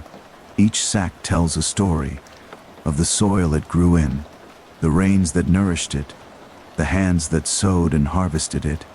He guides the apprentice to notice these details as well, to touch, to smell, to observe the grain as if it were a living thing. Every handful carries the season within it, he whispers softly. Every rotation of the stone releases that season into flour, and from flour comes the bread that sustains us. Small details of the mill's machinery occupy his attention as well. The timber of the wheel is smooth from years of use, the cogs fitting together precisely. Even the smallest imperfection is noted, a slight wobble, a faint creak, a grain of sand lodged where it should not be. Each adjustment is made with care, a reminder that continuity requires attention, and attention requires presence. By late afternoon, a second, lighter meal is prepared. The miller's wife brings bread, cheese, and pottage from the hearth, placing the tray on a bench near the open window. Sunlight filters through the boards, illuminating the simple meal in soft gold. They eat quietly, savoring each bite, reflecting not only on the work accomplished, but on the broader cycle of labor, nourishment, and rest. The apprentice joins them, cheeks flushed from work, hands still dusted with flour. Each sip of water or small beer carries both hydration and a quiet sense of ritual, grounding them in the slow passage of time. The miller speaks softly, as he often does, of the historical context of their daily labor. Mills have been here for centuries, he says, his voice low and steady. They have ground grain for families, for feasts, for monasteries. Some mills are taxed, the Lord taking a small portion of each batch, the multure, as record and obligation. It is not harsh, but a system of order, a recognition that our labor exists in a web of care and responsibility. He pauses, letting the words settle in the calm of the afternoon. After the meal, he returns to the stones, adjusting the hopper, checking the alignment, feeling the vibration beneath his hands. Each batch of grain receives this careful attention. Rye is slightly slower, barley faster, wheat delicate and precious. He notes the subtle differences in sound and resistance, sharing these observations softly with the apprentice. Each lesson is part practical, part meditative, an instruction in craft, patience, and presence. Outside, the river glints in the late afternoon light. A heron moves slowly through the shallows, pausing to lift a fish with precise patience. Children walk home from fields or errands, carrying eggs or bundles of firewood. Their voices faint against the gentle hum of the mill. Even the animals are attuned. A horse flicks its ears lazily. A dog pads quietly, sniffing the soft earth. Every element, the river, the wind, the trees, the animals, the villagers, is part of the interconnected rhythm of life, and the miller observes and honors it all. He reflects on the cycles of seasons, noting how the quality and moisture of grain vary with weather and harvest. He explains to the apprentice, in soft, measured words, how these changes affect the grind. Wetter grain may slow the stones, drier grain may dust excessively. Certain flours are better for bread, others for small cakes or ale. Even these small distinctions are essential, evidence of a patient observation of the natural world that has guided millers for generations. As late afternoon stretches into early evening, the miller and apprentice move through the last rounds of grain for the day. Each rotation of the stones, each measurement of flour, each adjustment of the hopper is performed with deliberate care. There is a gentle satisfaction in this continuity, a sense of harmony between labor, rhythm, and environment. The wheel, the river, the stones, the dust, the light, all move together in a quiet symphony that marks time in a manner both practical and profoundly meditative. By the time shadows lengthen along the beams, the mill house is filled with a soft, golden calm. The wheel turns steadily, the stones hum a constant song, and the apprentice leans against a beam, breathing deeply, feeling the subtle vibrations of the floor beneath him. The miller pauses, placing a hand lightly on the stones, feeling their resonance. He reflects on the day's labor, on the village, on the continuity of centuries of practice, and on the gentle rhythm that connects past, present, and future in a quiet, unbroken flow. Even in these final hours of light, history is alive in the minutiae, the alignment of stones, the measurement of grain, the separation of bran from flour, the preparation of small beer, the timing of meals, the careful attention to the river's flow. Each detail, however small, sustains the village, supports life, and teaches the apprentice the art of presence, patience, and gentle mastery. The river murmurs its ceaseless song. The wheel turns steadily, and the mill house glows with the soft warmth of the setting sun. Life, in its quiet, enduring rhythm, continues, and the miller, apprentice, and village are all participants in this gentle, timeless flow. As the sun dips low toward the horizon, the light in the mill house softens into a warm, amber glow. Shadows stretch along the floorboards, the beams, and the stacks of sacks, creating quiet pockets of gentle darkness. Dust motes drift slowly through the shafts of sunlight, settling and rising in delicate, imperceptible spirals.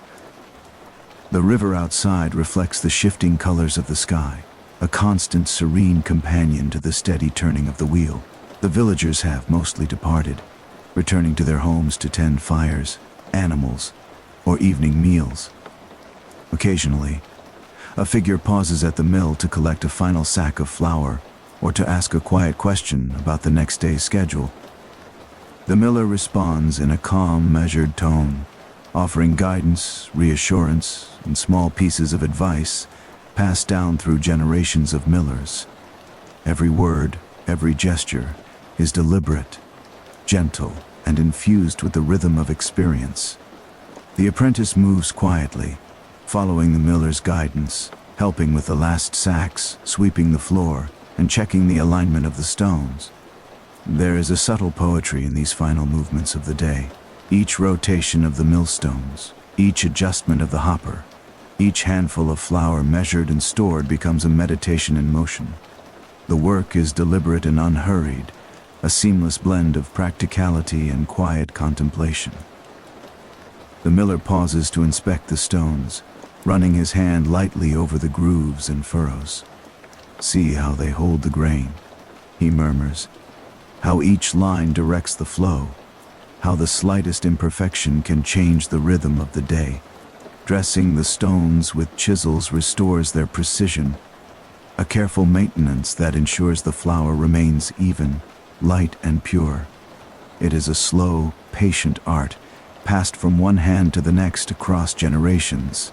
He demonstrates briefly for the apprentice, showing the careful technique of striking the grooves just so, the subtle tilts and angles required to guide the grain evenly.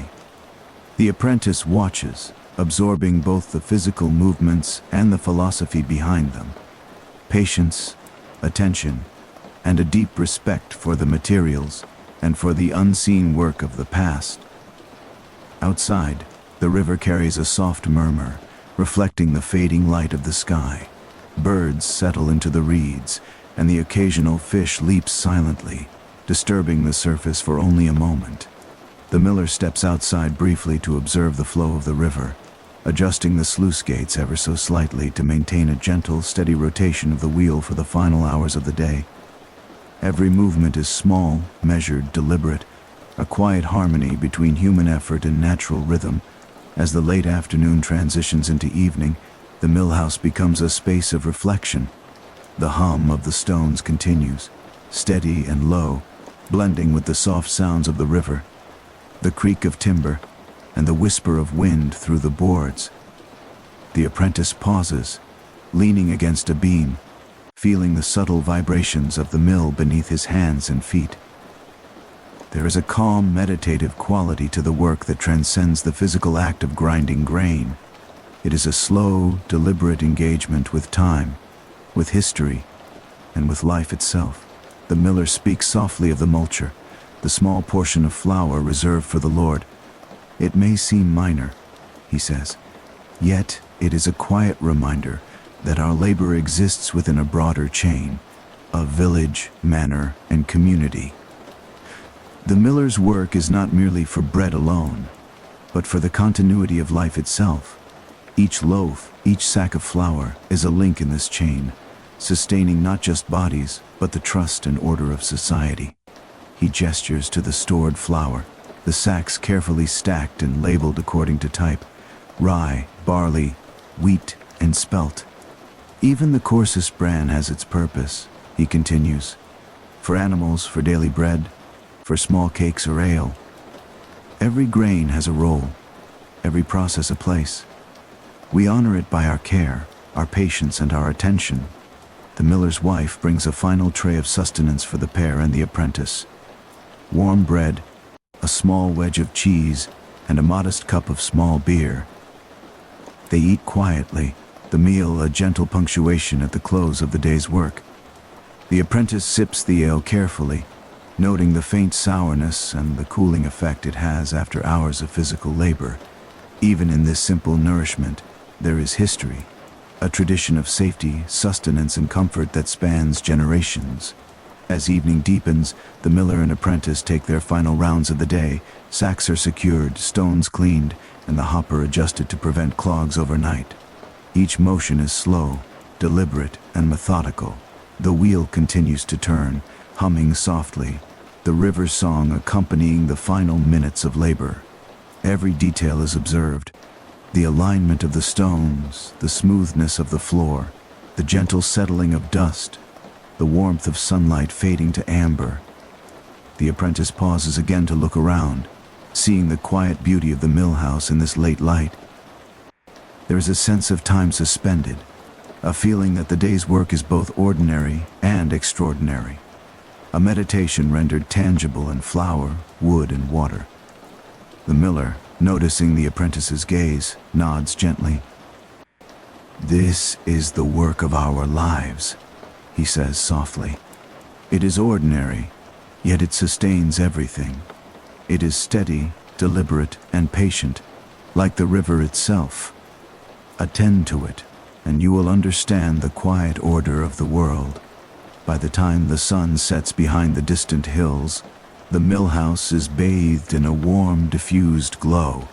The wheel turns slowly for a final cycle.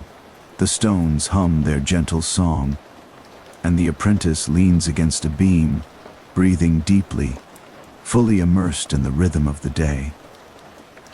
The miller observes the river one last time, noting the soft shimmer of water under fading light, the gentle sway of reeds, and the quiet movement of the village beyond. Even as the day closes, the mill remains alive, a testament to centuries of patient labor, careful observation, and gentle continuity. The river, the wheel, the stones, the dust, and the light all blend into a soft, enduring symphony of presence, patience, and care. It is a rhythm that will continue tomorrow, as it has for generations. A slow, meditative heartbeat that sustains both life and history. As the sun sinks fully behind the distant hills, the sky softens into muted shades of orange, lavender, and deepening blue. The river reflects these colors, rippling slowly beneath the steady turn of the mill wheel, which has now begun its last gentle rotation for the day. Inside the mill house, the air is warm with residual heat from the midday labor, carrying faint traces of flour, damp wood, and the earthy aroma of grain. The quiet is profound, filled only with the soft hum of stones, the distant call of birds settling in for the night, and the subtle creaks of timber adjusting to the cooling air. The miller moves deliberately, attending to the household's evening routines with the same gentle care that governs his work at the stones. Sacks of flour are stacked carefully in the loft, labeled and organized according to type. Rye for everyday bread, barley for ale, spelt and wheat for special loaves and cakes. Each sack is a small story of the day, the farmer who harvested it, the season that nurtured it, the steady rotation of stones that transformed grain into flour. The apprentice follows, sweeping the floor, arranging the remaining tools, and adjusting the lighting to catch the last golden beams filtering through the doorway. The miller's wife begins the preparation of the evening meal, a humble, hearty repast to nourish the family after a day of labor. A pot simmers gently over the hearth, filled with pottage thickened with barley, herbs, and small vegetables from the garden. A few eggs gathered fresh from the hens are set aside to be boiled, while slices of coarse bread are arranged near the fire to accompany the meal. The warmth of the hearth spreads through the room, mingling with the dust in the air to create a comforting, cocoon-like atmosphere. The apprentice, kneeling to sweep near the hearth, observes the simple choreography of domestic life, the careful tending of the fire, the rhythmic stirring of the pottage, the gentle placement of utensils and bowls. These tasks, though ordinary, carry a quiet dignity, a rhythm that mirrors the work of the mill itself. Each action is deliberate, precise, and mindful, a reflection of the same patience and attention that the miller brings to the turning of the stones. The miller takes a brief pause to observe the river through the open doorway. The current has slowed slightly in the cooler evening air, its surface dappled with the reflections of the fading sky. A heron glides silently across the water, its wings outstretched, moving with a grace that mirrors the slow, deliberate rotation of the mill wheel. Even the smallest details, the shimmer of water, the rustle of reeds, the call of a distant bird, are noted and appreciated as integral to the day's rhythm as the grinding of grain or the preparation of bread. When the meal is ready, the family gathers quietly around the hearth. The apprentice is invited to sit with them, and the miller's wife serves the pottage into simple wooden bowls. A slice of bread rests alongside each, and a small jug of weak ale, or small beer, provides both nourishment and a gentle ritual of refreshment. The meal is consumed slowly, with thoughtful pauses, quiet conversation, and occasional soft laughter, blending nourishment with contemplation. The miller speaks gently of the history behind these domestic routines. Even the simplest meal is rooted in centuries of practice, he murmurs. Barley has sustained families for generations. Eggs, cheese, bread, all follow cycles that began long before us. The hearth, the fire, the preparation of food. They are a quiet testament to human care and observation. Each bite, each sip is connected to the work of the fields, the flow of the river, the slow turn of the stones. Nothing is wasted, and everything has purpose. The apprentice listens attentively, absorbing not only the practical instruction but the philosophy embedded within these routines. Mindfulness, patience, attentiveness, and respect for the interconnectedness of life. Each action, stirring the pottage, slicing bread, tending the fire, is part of a larger, gentle meditation on daily life. After the meal, the miller and apprentice attend to the final household tasks of the evening. Pots and utensils are washed and set to dry. The fire is managed to leave glowing embers rather than smoke or sparks, and the floor is swept once more. Even these simple chores are performed with deliberation, each gesture reinforcing a sense of rhythm, care, and quiet presence. The miller pauses to reflect on the seasonal routines that influence domestic life. In colder months, additional care is taken to preserve grain and flour, to insulate the mill house, and to prepare more substantial meals to sustain energy through long nights. In warmer months, windows and doors are open to catch breezes, and drying herbs and vegetables add their aroma to the soft, dusty air. Each season shapes the work, the meals, and the gentle flow of daily life, creating an ongoing dialogue between human labor and natural cycles. As night begins to fall, the mill house is enveloped in a soft shadow, pierced only by the last glimmers of twilight streaming through gaps in the boards. The wheel turns steadily, the stones hum their final vibrations, and the apprentice leans against a beam, breathing deeply and absorbing the calm, deliberate rhythm of the space. Even the quiet, almost imperceptible movements of settling dust, the soft shift of beams as the temperature cools, and the distant murmur of the river become part of the meditative tapestry of the evening. The miller, placing a hand lightly on the stones, reflects softly on the day's labor. "This is life in its ordinary form," he murmurs. Quiet, steady, patient. Each action, however small, has consequence. Each rotation of the stone, each preparation of bread, each measure of flour, each sip of small beer, these are the rhythms that sustain life, that connect generations, that weave the day into the fabric of history. With the hearth now reduced to glowing embers, the final duties complete, and the last light fading outside, the mill house settles into a profound, encompassing calm. The wheel will continue to turn slowly through the night. The river will murmur softly beneath it, and the stones, now resting, will hold the memory of the day's labor within their grooves. Every element, the dust, the beams, the flour, the firelight, breathes with gentle continuity, a quiet meditation on time, work, and the endurance of ordinary life. Night settles gently over the village. The sky darkens, softened by the lingering glow of twilight, and a few stars begin to twinkle faintly above. The river reflects the dimming light, moving with a slow, serene pulse, and the wheel of the mill turns with a patient rhythm, carrying the final motion of the day. Inside the mill house, the air is cool and still, the warmth of the hearth reduced to quiet embers that glow softly in the hearthstone basin. The miller moves with deliberate care, checking the final preparations for the night. Sacks of flour are secured, the hopper closed, and the stones inspected one last time.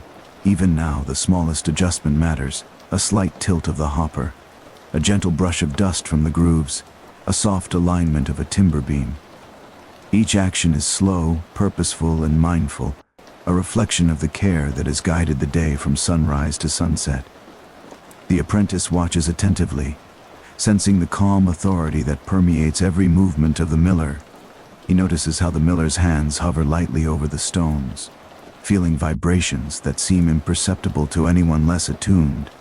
Each turn, each hum of the wheel, each soft shift of the flour carries information, a language of labor, rhythm, and patience. The apprentice begins to understand that mastery is not only in action, but in quiet observation, in the ability to notice the subtle, the overlooked, the gentle signals of the day and the mill. The miller speaks softly, sharing a few final reflections. "Even in ordinary tasks," he murmurs, "there is history. The wheel has turned for centuries, the stones have hummed for generations, and the river has always moved beneath them. Our work today connects us to those who have come before, and to those who will follow.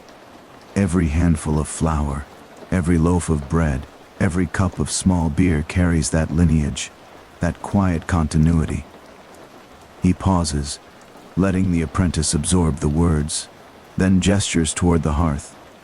The fire will keep the night warm, but it is our attentiveness, our care, that maintains the rhythm of life. The apprentice nods, understanding more through feeling and observation than words alone. The soft crackle of the remaining embers, the faint smell of toasted grain, and the subtle warmth that radiates through the room become part of the day's final meditation. Outside, the village settles into night. Distant cottages emit faint glows from windows, smoke curling softly from chimneys. Animals nestle into stalls, hens roost quietly, and the occasional dog stirs before settling again. The river, constant and unwavering, mirrors the slow rotation of the mill wheel, a gentle lullaby in motion. Even the wind, moving through trees and reeds, contributes a hushed harmony to the ambient sounds of the night. The apprentice moves to the loft, gently closing the storage hatches for the flour and adjusting a lantern to cast a soft, steady glow. Each motion is careful, mindful, deliberate. He feels the continuity of the day in his muscles, in the rhythm of his breathing, and in the hum of the stones that still vibrate faintly under the floorboards. The mill, in its quiet endurance, becomes both a classroom and a sanctuary, a place where history, labor, and meditation coexist. The miller sits near the hearth, reflecting softly on domestic life and its subtle rhythms. He speaks in a gentle murmur, as if addressing the apprentice and the mill itself. Life in the medieval village is measured not in grand events, but in these small acts: feeding animals, tending the fire, grinding grain, preparing meals. These are the quiet foundations of survival in society. Attention to detail, care for one another, patience with nature. These are the true legacies we inherit and pass on. He pauses, glancing toward the sleeping sacks of flour, the polished wood of the beams, and the faint shadows that play along the walls. Even the simplest flour, carefully stored, is a testament to the care of the miller, the diligence of the farmer, and the endurance of the village. The work seems ordinary, yet it carries history, knowledge, and life itself. The apprentice leans against a post, absorbing the quiet, the rhythm, the soft sounds of the night. He notes how even dust, in the faint lantern light, seems to float with its own deliberate pace. He watches the embers, the faint shifting of shadows, the movement of a moth near the window. Each element, however small, contributes to the meditation of the night, the understanding that life is composed not only of grand moments, but of countless small, careful, patient actions. Outside, a soft breeze stirs the river, and the wheel continues its slow, ceaseless turn. The heron, now settled for the night, shifts slightly on a distant bank, while frogs call faintly from the reeds. The apprentice listens to the rhythm of the natural world, blending seamlessly with human labor. The river, the wheel, the stones, and the village itself form a continuous, gentle pulse that has persisted through generations. The miller stands for a moment, feeling the vibrations of the stones beneath his hands one last time. "Tomorrow," he says softly, "we will repeat the cycle. Grain will arrive, flour will be measured, bread will be baked. But for tonight, we rest in the quiet, in the continuity, in the rhythm of life." Each day is a thread in the fabric of the village, woven with patience, care, and observation. Finally, the hearth dims, leaving only faint embers to cast a gentle warmth through the room. The miller and apprentice settle near the remaining glow, reflecting on the day's work, its small lessons, and the quiet, enduring patterns of life.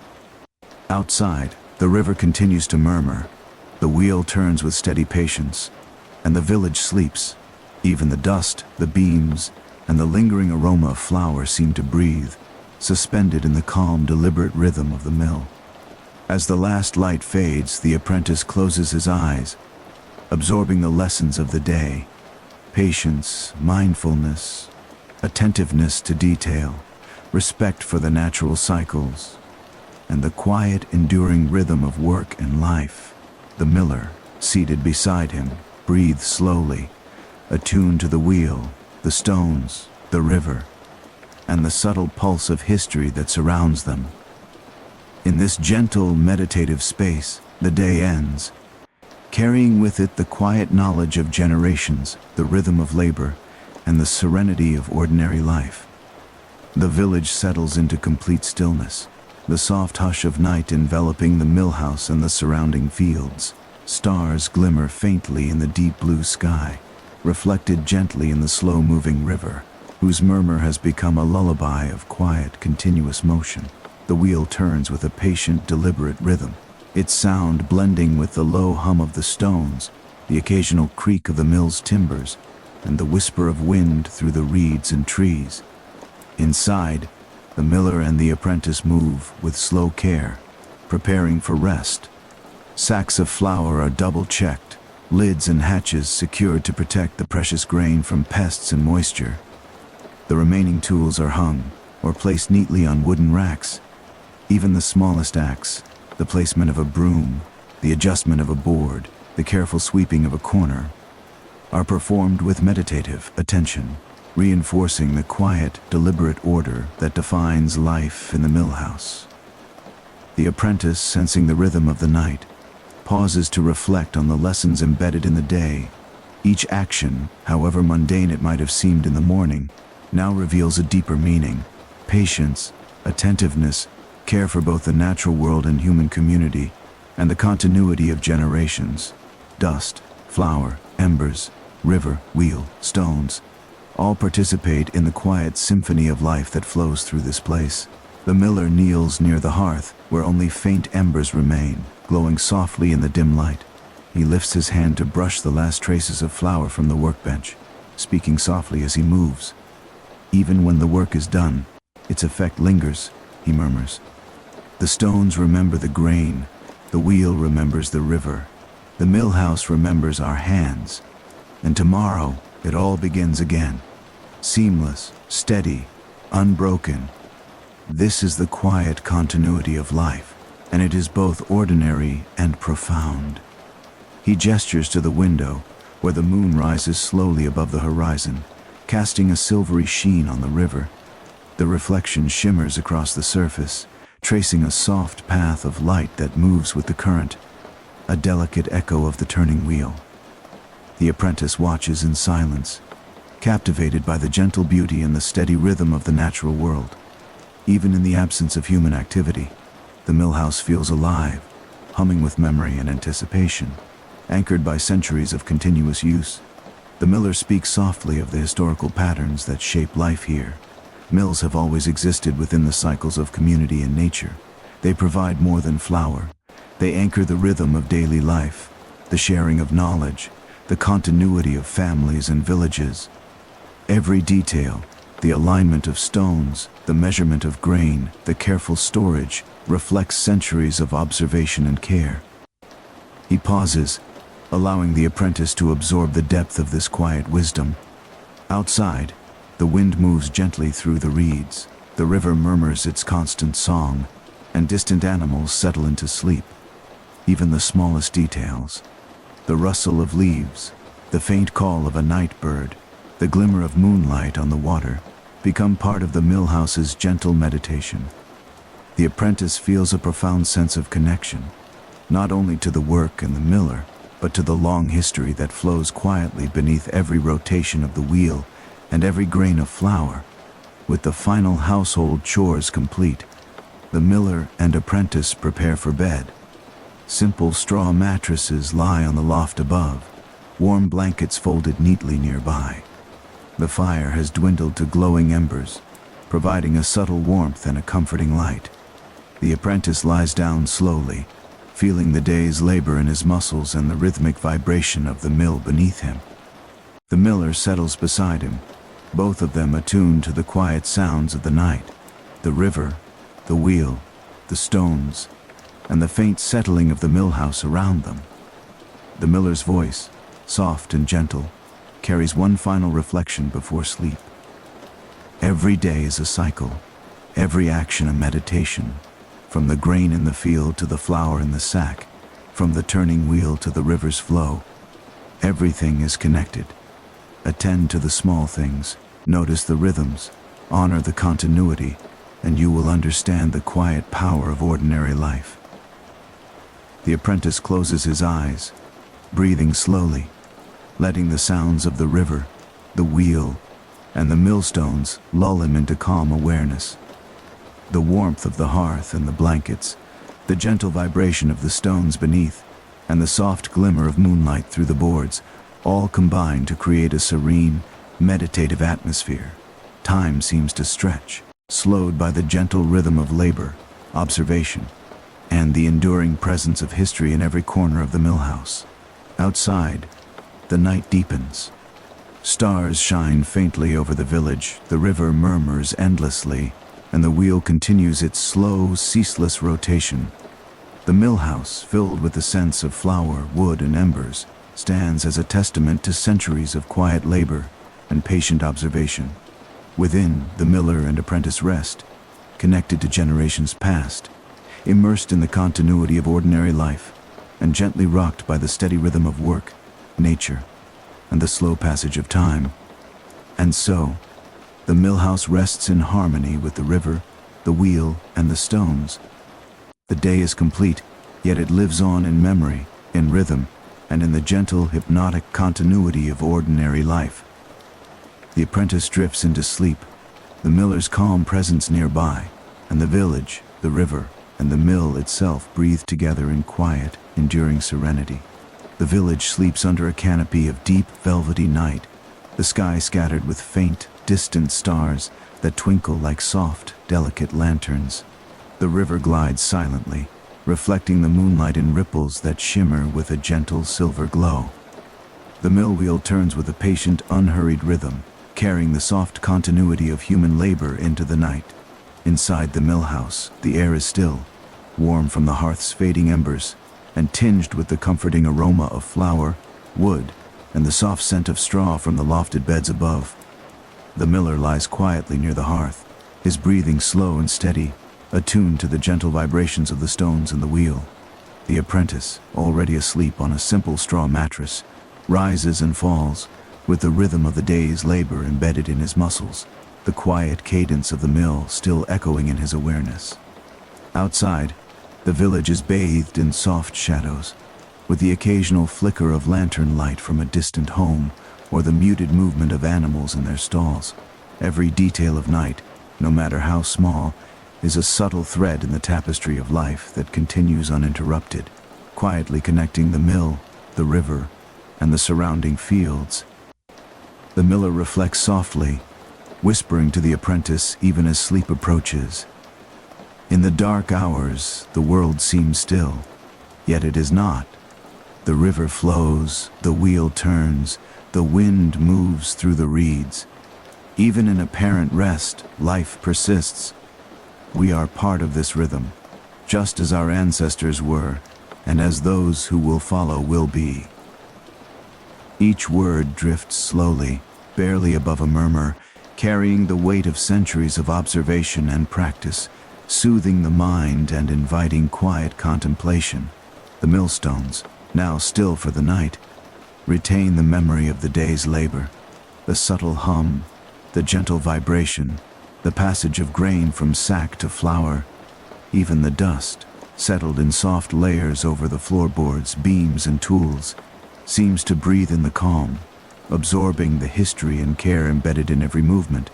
The apprentice, though asleep, feels the presence of this continuity, as if the mill itself gently rocks him into dreams, a living monument to patient labor and quiet endurance. Outside, the wind whispers softly through the trees. The reeds along the riverbank sway in a slow, hypnotic dance, and the animals nestle in warm straw.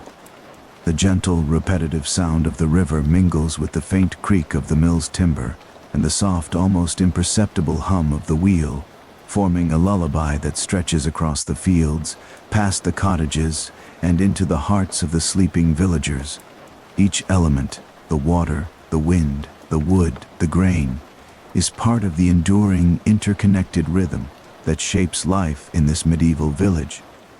The miller rises quietly to tend a final small task, checking the sluice gates that guide the river's flow to the wheel. The water moves steadily, a delicate balance of energy and patience. He adjusts a plank slightly, ensuring that the wheel will turn smoothly at dawn, and pauses to observe the reflection of the moon on the rippling surface. Even this minor adjustment carries historical resonance, an echo of centuries in which millers carefully observed the river, the stones, and the flow of grain to maintain life and sustenance for their communities.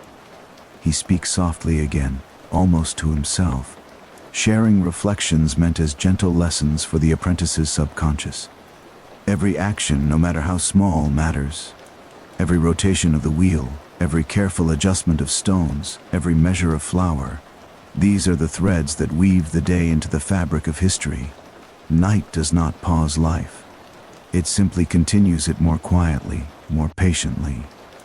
Returning to the loft, the miller ensures that the flour sacks are secured. The tools are in order, and the lanterns are positioned to cast a soft, protective glow without disturbing the stillness.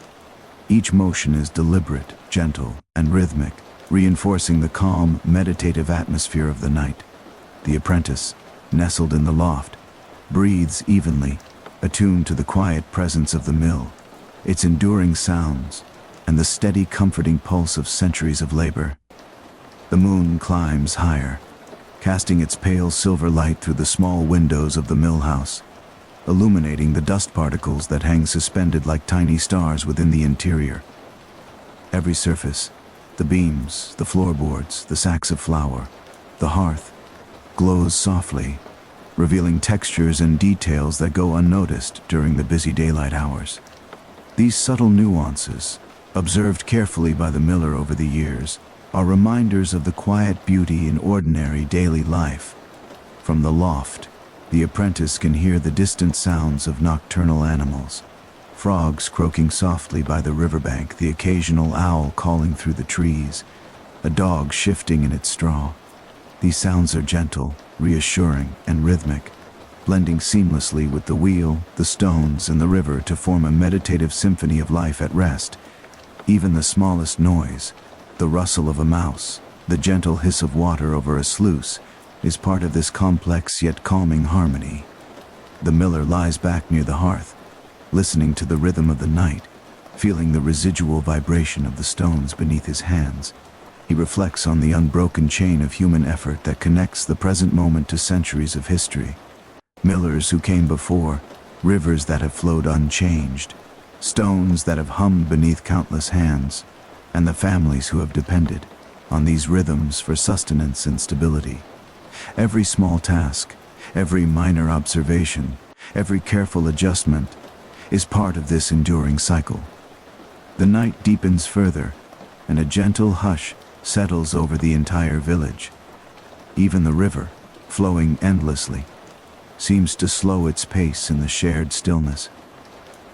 The apprentice breathes deeply, feeling the comfort of continuity, the knowledge that the world, though vast, complex, and ever-changing, operates in harmonious rhythm when attention, care, and patience guide human action. The miller, his thoughts drifting between reflection and awareness, whispers once more, "Rest is part of the cycle, just as work is. The day's labor is preserved in the stones, the wheel, and the river. Tomorrow, it will continue seamlessly, as it has for generations. In this quiet, we honor the past, sustain the present, and prepare for the future." The mill house, now entirely at peace, carries the combined presence of river, wheel, stones, and human care. Outside, moonlight shimmers on the river, stars glimmer softly above, and the village sleeps under a gentle, protective calm. Inside, the miller and apprentice rest deeply, attuned to the hypnotic rhythm of life, labor, and continuity that will begin anew at dawn, as it always has. The night deepens further, and yet the world subtly shifts in anticipation of the coming day. The moon has risen higher, painting silver paths across the river, and the stars begin to pale, as the eastern sky hints at the first faint blush of dawn. The village remains silent, yet there is a quiet stirring, an almost imperceptible awareness that a new cycle of time is approaching. The wheel turns steadily, the river murmurs its soft song, and the stones hum faintly with residual vibration from the day's labor. Inside the mill house, the air grows cooler as the night progresses. The apprentice stirs gently in the loft, turning beneath the straw-filled mattress, while the miller remains near the hearth, listening to the subtle symphony of night. The distant call of an owl, the soft croak of frogs near the riverbank, the faint rustle of leaves swaying in the breeze. Each sound is a reminder that life, even in apparent rest, continues with deliberate, patient rhythm. The first hints of light begin to creep through the small gaps in the millhouse walls, a pale lavender glow that gradually illuminates the dust-laden air. The miller rises slowly, moving with deliberate care, as if every step is a continuation of the gentle rhythm of the night. He checks the wheel and sluice gates, ensuring the water flows smoothly, and that the stones will turn steadily when the first grain of the day is brought to them.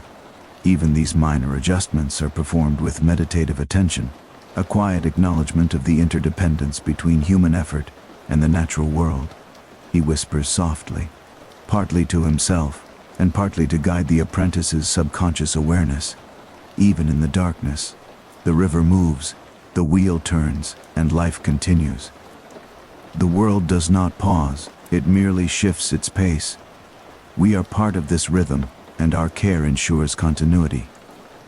The apprentice listens from the loft, absorbing the steady cadence, the gentle repetition, and the deep calm that flows from mindful observation of both work and nature. Outside, the night begins its subtle transformation. The river glimmers faintly in the growing light, and the reeds along the banks sway gently in a cooling breeze. A few early risers in distant cottages begin to move, tending fires or checking on animals, their motions quiet and deliberate. Even the sounds of their work carry a calm, measured rhythm that blends seamlessly with the ever-present murmur of the river and the patient turn of the wheel.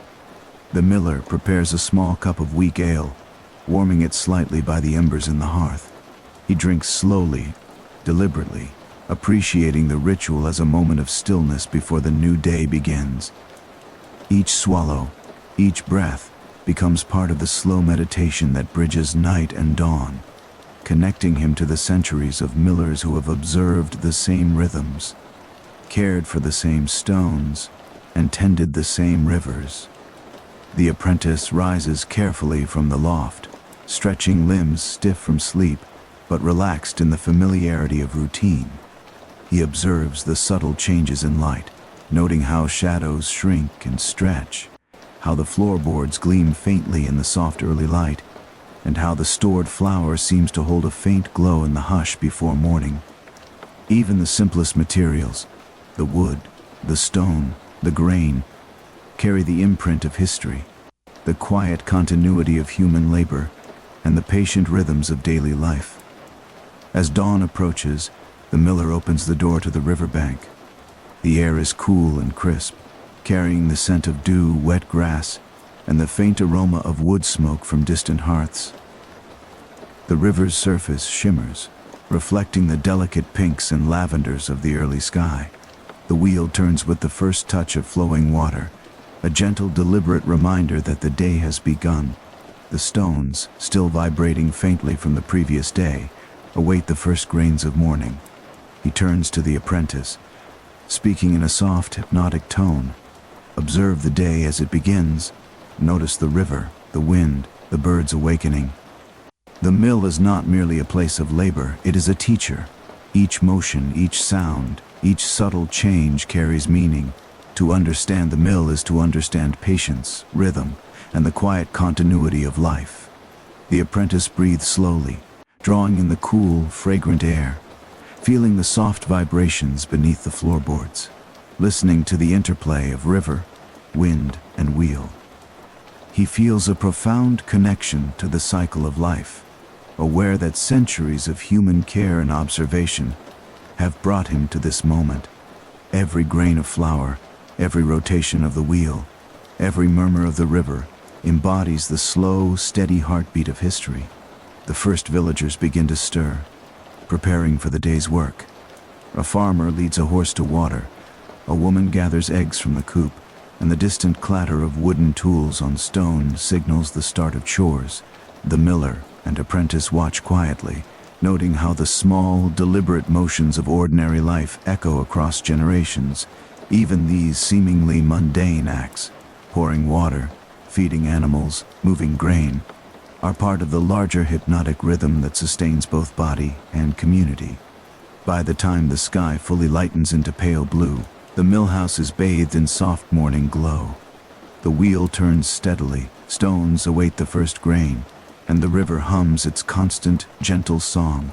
The apprentice prepares the first sacks of grain, each motion deliberates, measured, and attentive, guided by the lessons of the previous day. The miller observes quietly, providing gentle instruction and soft reflections on the history, science, and philosophy embedded in the work.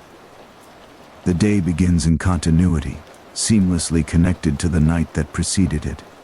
Every rotation of the stones, every measurement of flour, every breath of air, every ripple of the river forms part of a hypnotic, meditative cycle that has endured for centuries.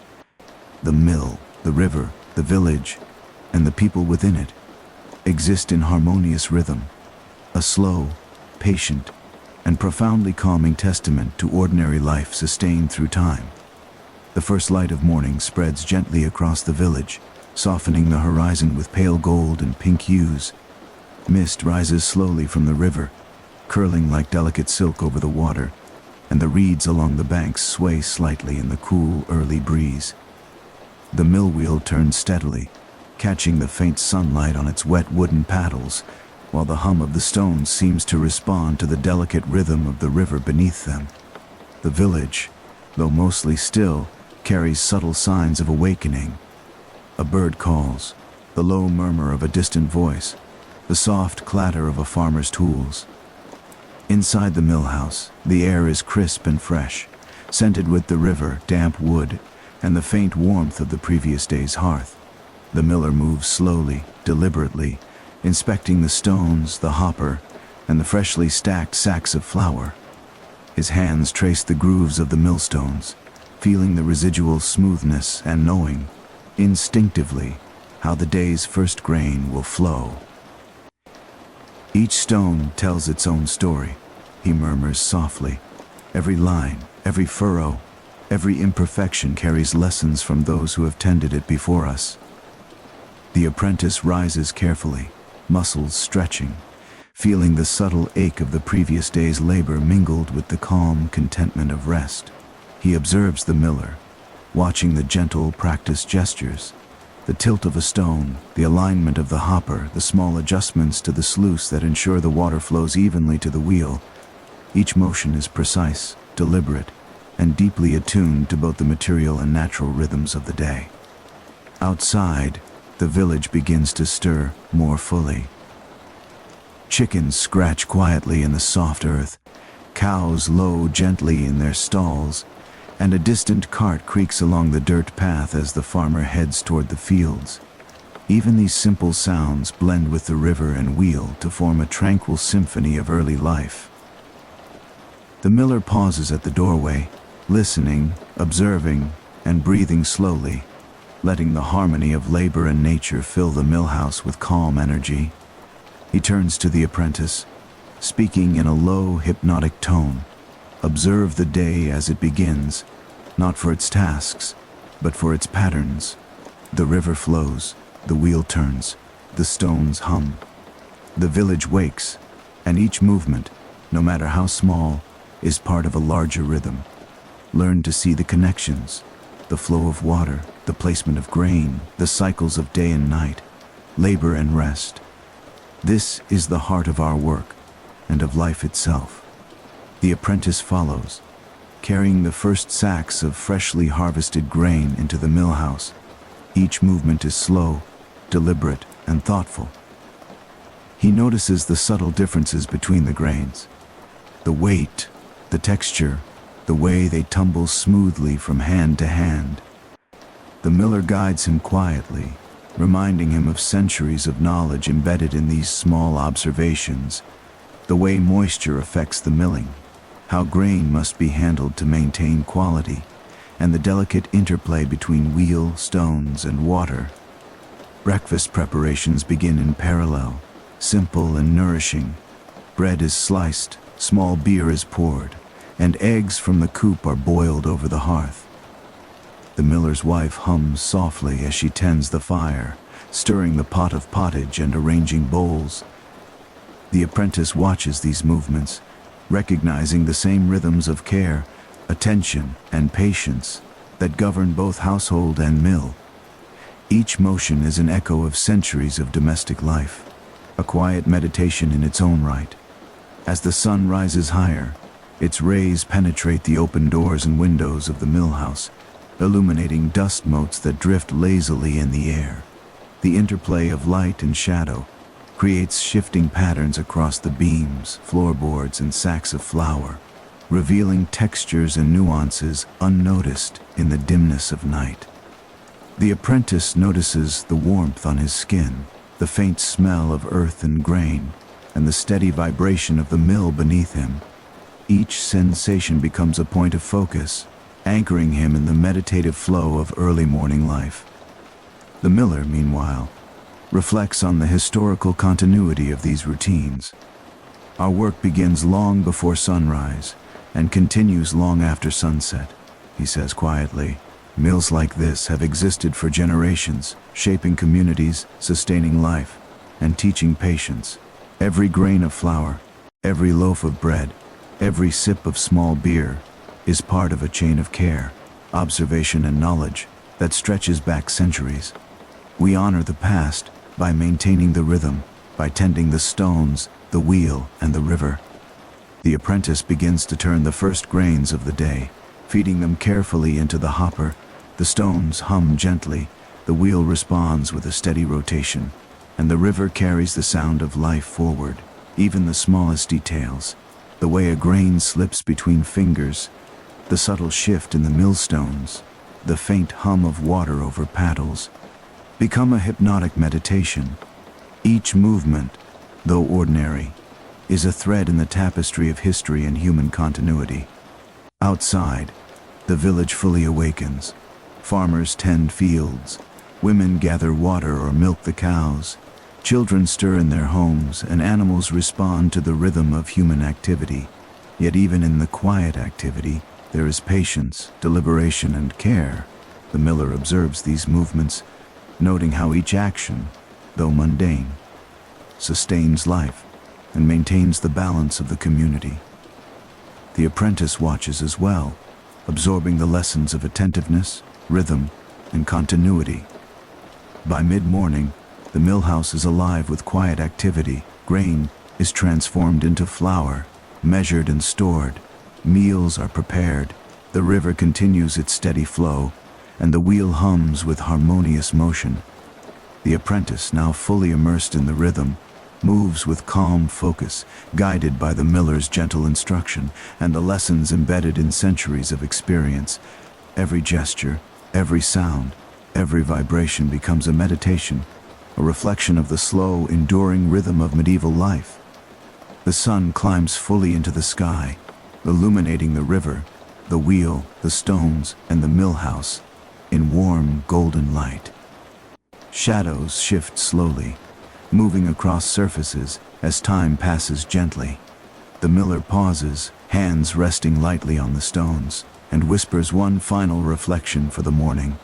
Observe the ordinary, attend to the small, and honor the continuity. Life is found in the rhythm, the flow, and the patience of everyday acts. This is how the past lives in the present, how generations connect, and how each day, however ordinary, holds quiet wonder. The morning has fully arrived, spreading a gentle warmth over the village and the river. Sunlight glances off the water in soft dancing ripples, illuminating the wheel of the mill as it turns steadily. carrying the unbroken rhythm of labor into a new day. The millstones hum quietly beneath the miller's hands, ready to transform the day's first grains into flour. Each motion, the turning of the wheel, the rotation of the stones, the soft hum of flowing water, feels deliberate, patient, and meditative, a steady heartbeat of continuity in the quiet village. The apprentice rises, stretching slowly, feeling the calm satisfaction that comes from rest and anticipation. He observes the miller, who moves with slow precision, attending first to the stones, then to the alignment of the hopper, and finally to the sluice gates that ensure the water reaches the wheel in a smooth, even flow. Every gesture is gentle, rhythmic, and imbued with a sense of historical continuity. Centuries of observation and careful labor echo in each subtle movement. Outside, the village comes alive in measured harmony. Chickens scratch quietly in the soft earth, ducks waddle along the riverbank, and cows stretch and low in their stalls. The distant murmur of voices signals the beginning of the day. A woman carries a basket of eggs, a farmer leads a horse to water, and children peek sleepily from their homes, stretching into the new light. Each motion, no matter how ordinary, is part of a larger rhythm, a slow, steady choreography that binds the community together in calm, purposeful continuity. The miller speaks softly to the apprentice, his voice gentle and hypnotic. Observe the day as it unfolds. Each task, however small, is connected to those that came before and to those that will follow. Flour is not merely the result of stone and wheel. It is the product of care, patience, and attentiveness. Watch how each step matters, and how continuity shapes life quietly without need for spectacle. The apprentice moves carefully, carrying the first small sacks of grain toward the mill. He runs his fingers along the coarse surfaces, noting subtle differences in weight and texture. The miller guides him with quiet instruction: how to measure, how to feed the stones slowly, how to ensure the hopper flows evenly.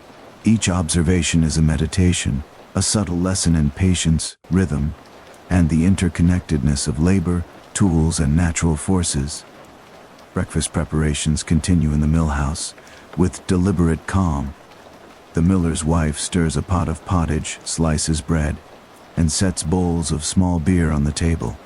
The apprentice watches, sensing the connection between domestic routines and the labor of the mill. Every motion is part of a slow, thoughtful choreography. The stirring, the slicing, the placing of bowls. These ordinary actions, repeated countless times over generations, are imbued with subtle history and the quiet satisfaction of care. As the sun climbs higher, the light enters the mill house fully, illuminating dust particles that drift lazily in the air. Shadows shift slowly, tracing patterns across beams, floors, and sacks of flour. The apprentice pauses, noticing the warmth on his skin, the faint aroma of grain and wood, the vibration of the wheel beneath the floorboards. Every detail is a point of meditation, a moment in which the ordinary becomes extraordinary, and history is felt in the rhythm of daily life. The miller reflects softly on the broader historical significance of his labor, speaking in a slow, hypnotic tone. Mills like this have stood at the center of communities for centuries. They shape the day, nourish the people, and teach patience. Every grain of flour, every loaf baked, every sip of ale carries the care of those who came before. Life unfolds slowly here, with attention to detail, respect for natural cycles, and the gentle rhythm of labor guiding every day. The apprentice begins to feed more grain into the hopper. The stones hum steadily, the wheel turns, and the river murmurs beneath them.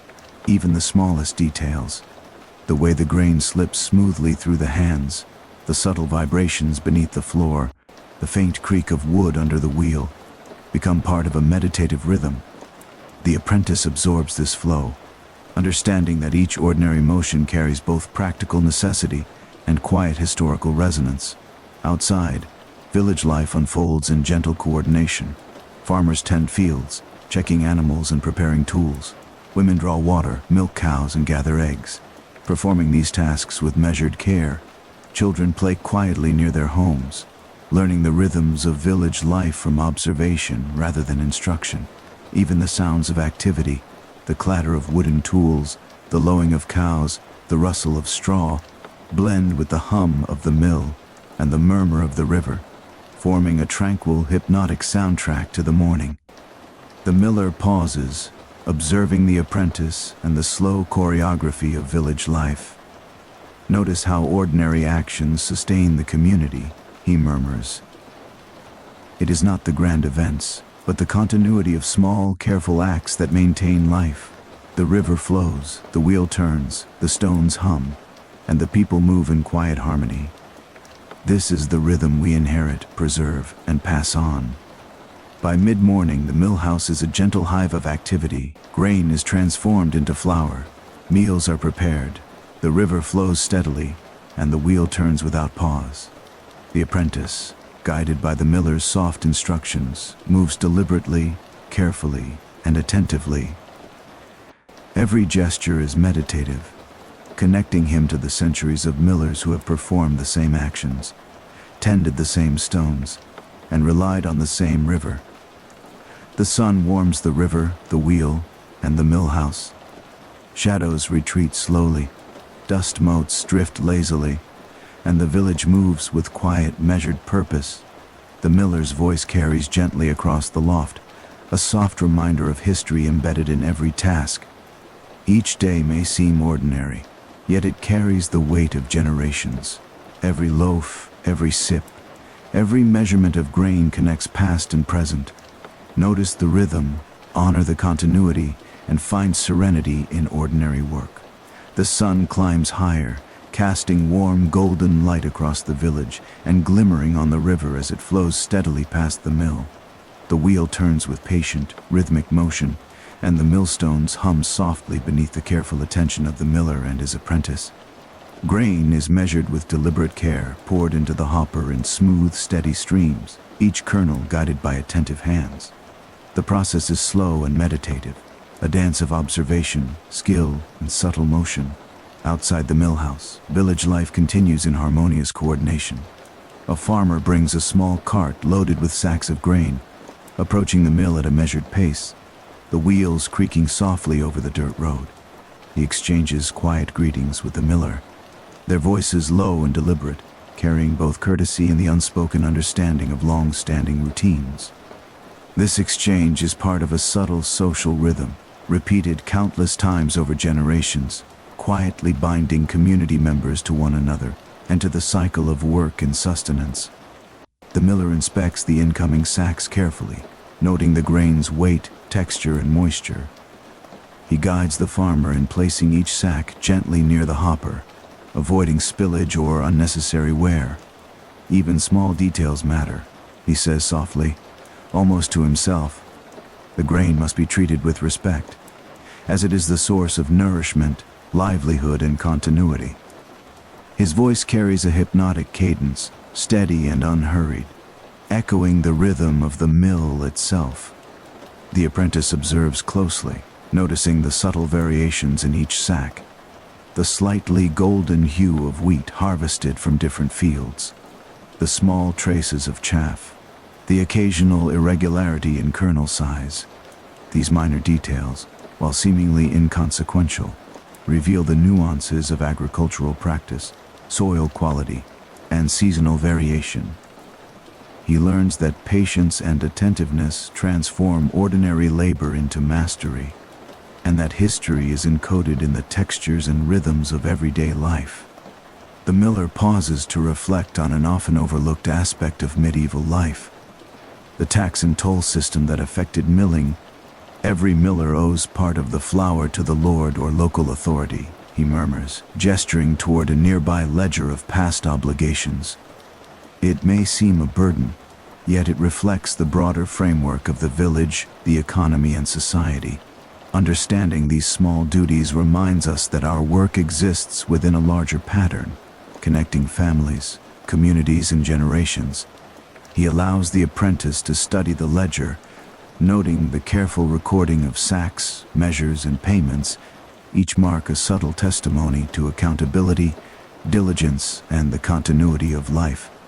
The apprentice then begins the gentle rhythm of turning the stones for the new batch, feeding grain with careful, steady hands. The millstones hum in response, a soft, enduring vibration that resonates through the floorboards and into the apprentice's own body. He feels the subtle pulse of centuries of work beneath his fingers, the continuity of labor stretching backward and forward in time. Each grain transformed into flour carries the weight of history, of care, and of patient skill. Meanwhile, the miller's wife prepares a light midday meal. The aroma of fresh bread mingling with the subtle scent of small beer, she moves slowly, deliberately, attending to each task with quiet care, slicing bread evenly, stirring pottage gently, pouring ale with precision. Her actions are rhythmically integrated with the mill's work, forming a soft, hypnotic tapestry of domestic and occupational life. The apprentice notices how household labor, though quiet and unremarkable in appearance, sustains both body and mind, and is as vital to village life as the turning of the stones. Outside, neighbors pass by with gentle greetings.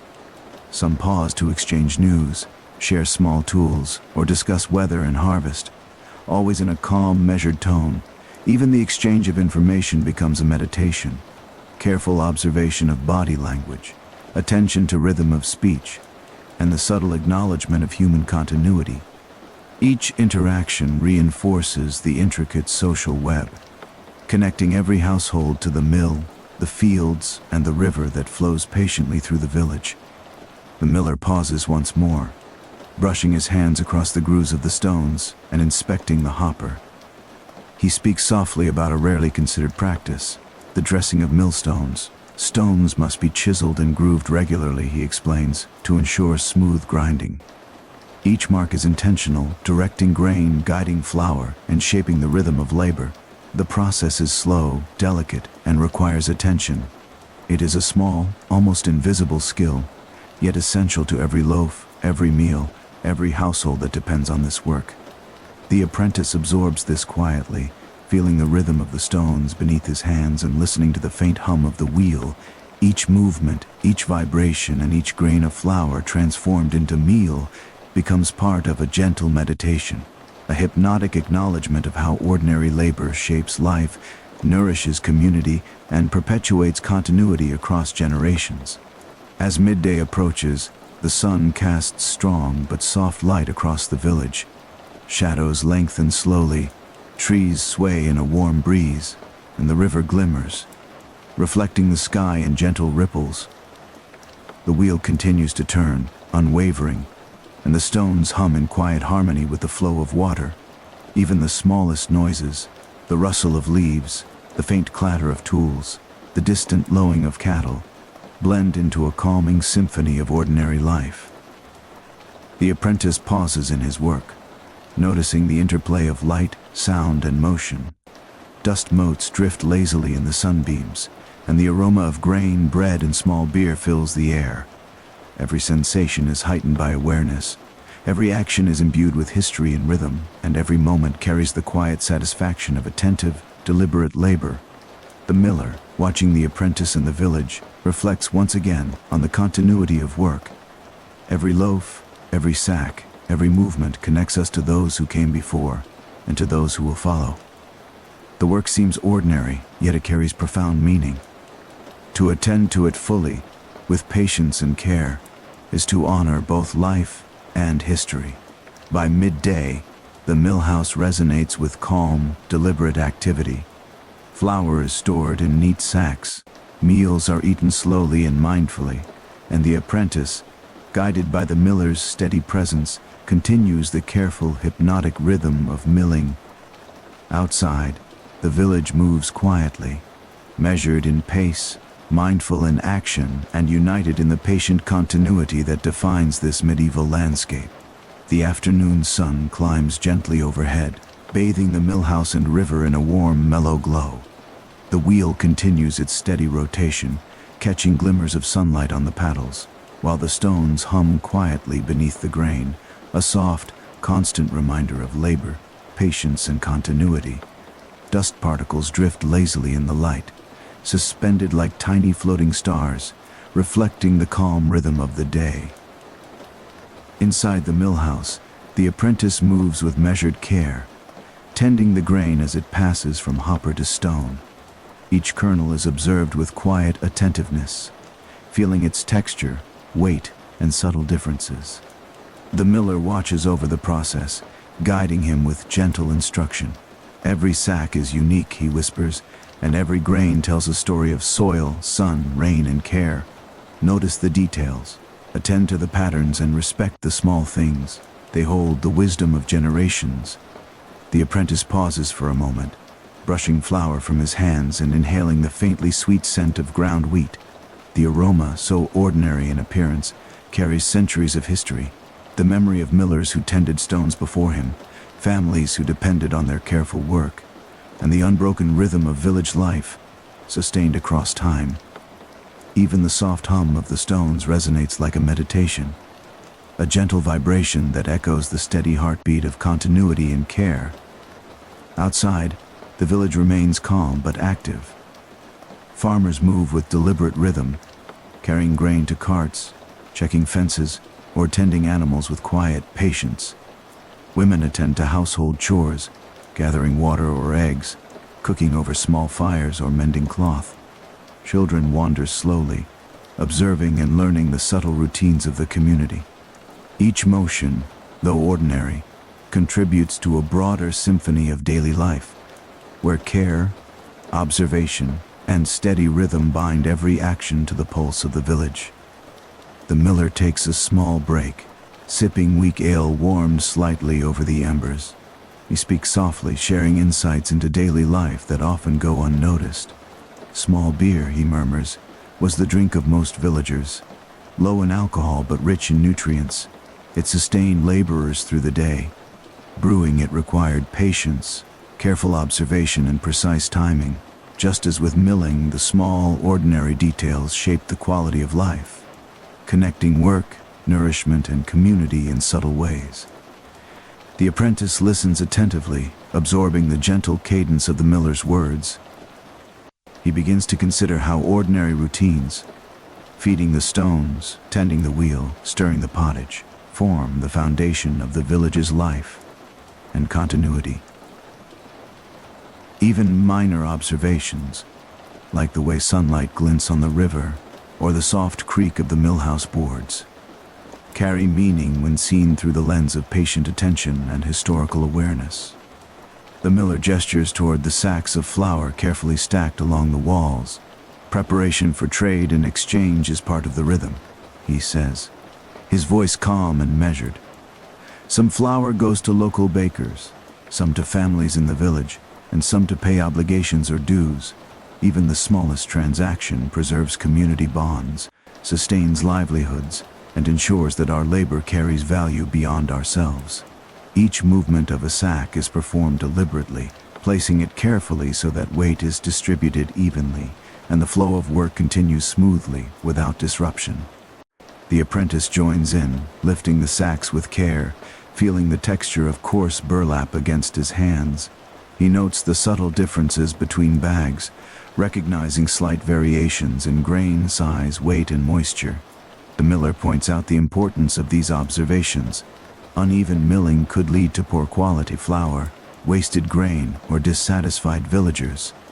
Attention to detail, even in ordinary tasks, ensures the smooth flow of life, sustains trust, and honors the centuries of accumulated knowledge embedded in the stones, wheel, and river. As the afternoon progresses, the millhouse resonates with quiet activity. The rhythmic hum of stones, the gentle splash of water over the wheel, the soft patter of grain against the wooden floor, and the faint aroma of freshly ground flour filling the air. The apprentice feels a deep, meditative satisfaction, immersed in the ongoing flow of work, history, and sensory observation.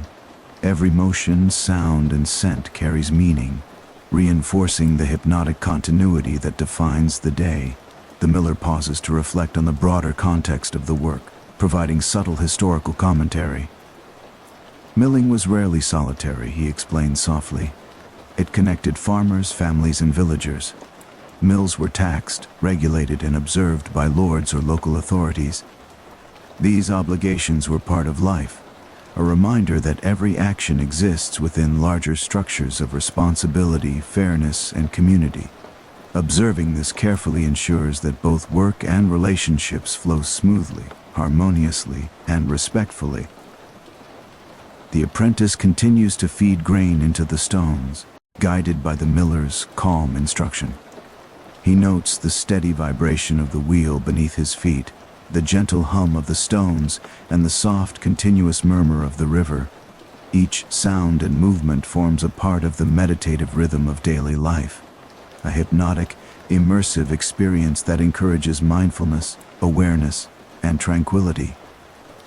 Outside, the village carries on its quiet harmony. Villagers pause briefly to speak with neighbors, exchanging news or advice with measured tones. Children play in soft, unhurried patterns, learning to observe and mirror the calm, deliberate motion of adults. Even the smallest gestures, the careful stacking of firewood, the slow folding of cloth, the attentive feeding of animals, contribute to a meditative choreography that sustains the life of the village. As early afternoon passes, the miller and apprentice pause together by the wheel, watching the river glide gently beneath the sunlight. The water's surface ripples with delicate reflections.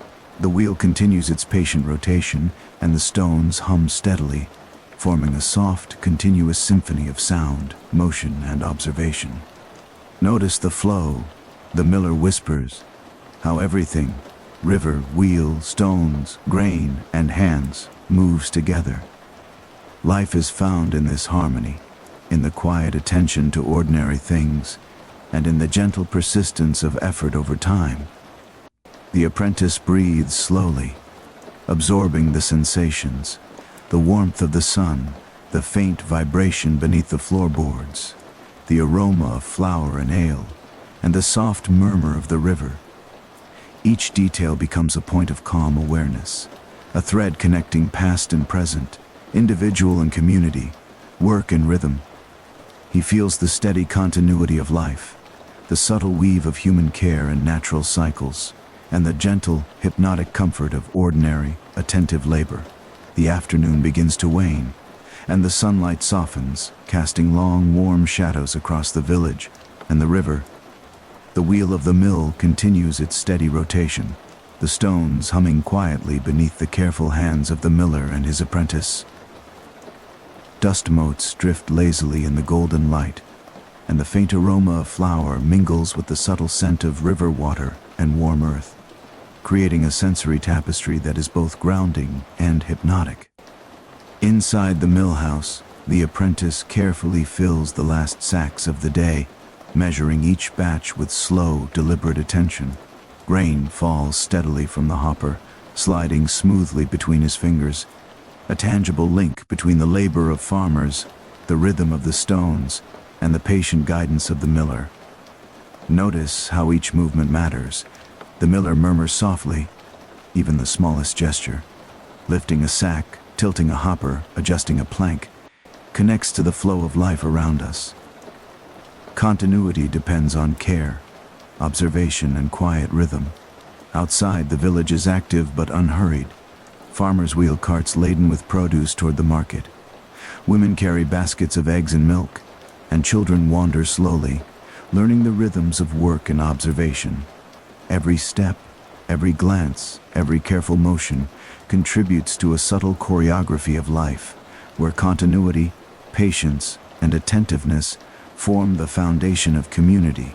The sounds of ordinary activity, the soft thump of hooves on earth, the faint creak of carts, the lowing of cattle, blend with the hum of the mill and the river, creating a hypnotic, calming rhythm that permeates the entire village. The miller takes a moment to share another quiet lesson, his voice gentle and soothing. grain must be stored carefully, he explains. Humidity, temperature, and even the behavior of rodents affects its quality. Barrels, sacks, and bins must be inspected regularly. These are small tasks, almost invisible, yet they preserve nourishment, wealth, and the stability of the household and village. Attention to such details is an expression of care, patience, and respect for continuity. The apprentice observes the stacking and labeling of sacks, noting the precise placement that ensures airflow, weight distribution, and safety. He feels the subtle vibration of the wheel beneath the floorboards, hears the soft hum of the stones, and smells the faint sweetness of freshly ground floor. Every sense is engaged in quiet meditation, a hypnotic immersion in ordinary life and the historical knowledge embedded in routine tasks. As the sun begins its descent, casting longer shadows across the river, the miller and apprentice prepare a few sacks for trade. They move deliberately, lifting each bag carefully, securing it for transport, and noting its weight and quality. The process is slow and deliberate, a reflection of both practical necessity and meditative awareness. Each step is guided by centuries of accumulated knowledge, teaching the apprentice the value of patience, precision, and attention to detail. The village continues its gentle rhythm. Neighbors pause briefly to share news, offer advice, or lend a hand, each interaction performed in calm, measured tones. Even the smallest acts, carrying water, arranging straw in stalls, repairing fences, reveal subtle lessons in cooperation, observation, and historical continuity.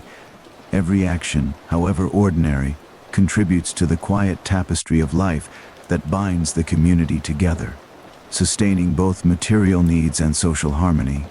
The miller reflects on another aspect of daily life often overlooked. Seasonal cycles, grain harvesting, milling, and storage are all influenced by the passage of time and the rhythm of the seasons. He says softly, "Spring rain, summer sun, autumn harvest, and winter frost guide our labor." Awareness of these cycles allows us to plan, preserve, and sustain life in balance with nature.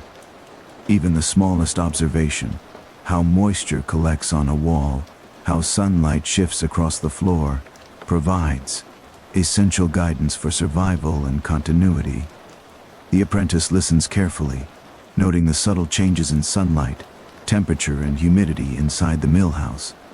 He adjusts the placement of sacks to optimize airflow and prevent spoilage, feeling the rhythm of seasonal patterns woven into daily labor.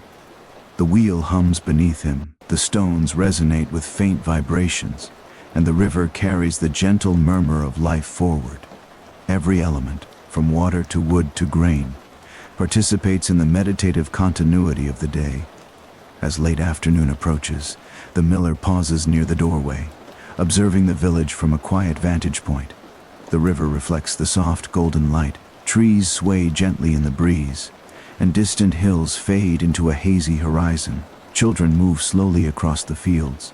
Farmers check fences one last time, and women carry water or prepare simple meals. The calm choreography of ordinary life continues uninterrupted, a hypnotic, soothing rhythm that binds human activity to natural cycles and centuries of practice. The apprentice, immersed in observation, feels a profound sense of connection. Every grain handled, every motion performed, every sound absorbed becomes part of a meditative awareness of continuity, history, and the quiet beauty of daily life. Even the smallest details, the texture of flour, the subtle hum of the wheel, the glint of sunlight on a river ripple, carry lessons, reflections, and a deep sense of peace. The miller speaks softly once more, offering a reflection to close the afternoon's work. Life unfolds in ordinary acts. Every loaf baked, every sack stored, every grain measured preserves continuity. Work, observation, patience, and care are our gifts to the next day, to the next generation, to the unseen flow of history. By attending to these small details, we honor those who came before, sustain those who live now, and prepare for those who will follow. The apprentice nods, understanding not through words alone, but through the rhythm, touch, sound, and smell of the mill. The wheel turns steadily, the stones hum quietly, and the river carries the day forward. Even as the sun begins to tilt toward evening, the continuity, patience, and hypnotic calm of the mill and village remain unbroken, a living meditation on ordinary life sustained through centuries. As the afternoon fades into evening, the light softens, and the river glimmers with muted reflections of the sky. Shadows lengthen across the village, reaching slowly toward the walls of the mill house. The wheel continues its patient rotation, the stones hum their quiet song, and the river carries the subtle, steady rhythm of life forward. Everything moves with deliberate calm, as though the day itself is exhaling after long labor, settling into rest. Inside the mill house, the final sacks of flour are stacked neatly, tools are hung in careful order, and the hearth glows with a gentle warmth. The apprentice moves slowly, attending to these tasks with quiet mindfulness, feeling the residual vibrations of the wheel beneath the floorboards, listening to the hum of the stones, and inhaling the comforting scent of wood, flour, and river air.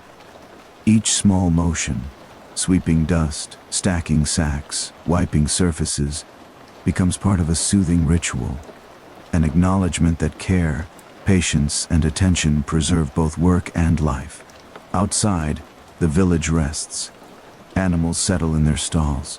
Smoke curls softly from chimneys, and the faint rustle of leaves in the evening breeze is almost the only sound.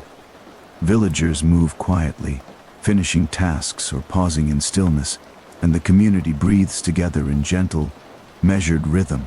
Every ordinary act, the closing of a door, the pouring of water, the sweeping of a path, carries centuries of repetition and calm, a soft meditation in motion.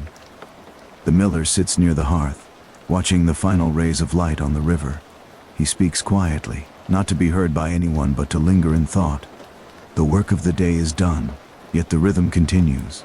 The wheel will turn tomorrow, the stones will hum again, and the river will carry the echoes of today into the next cycle.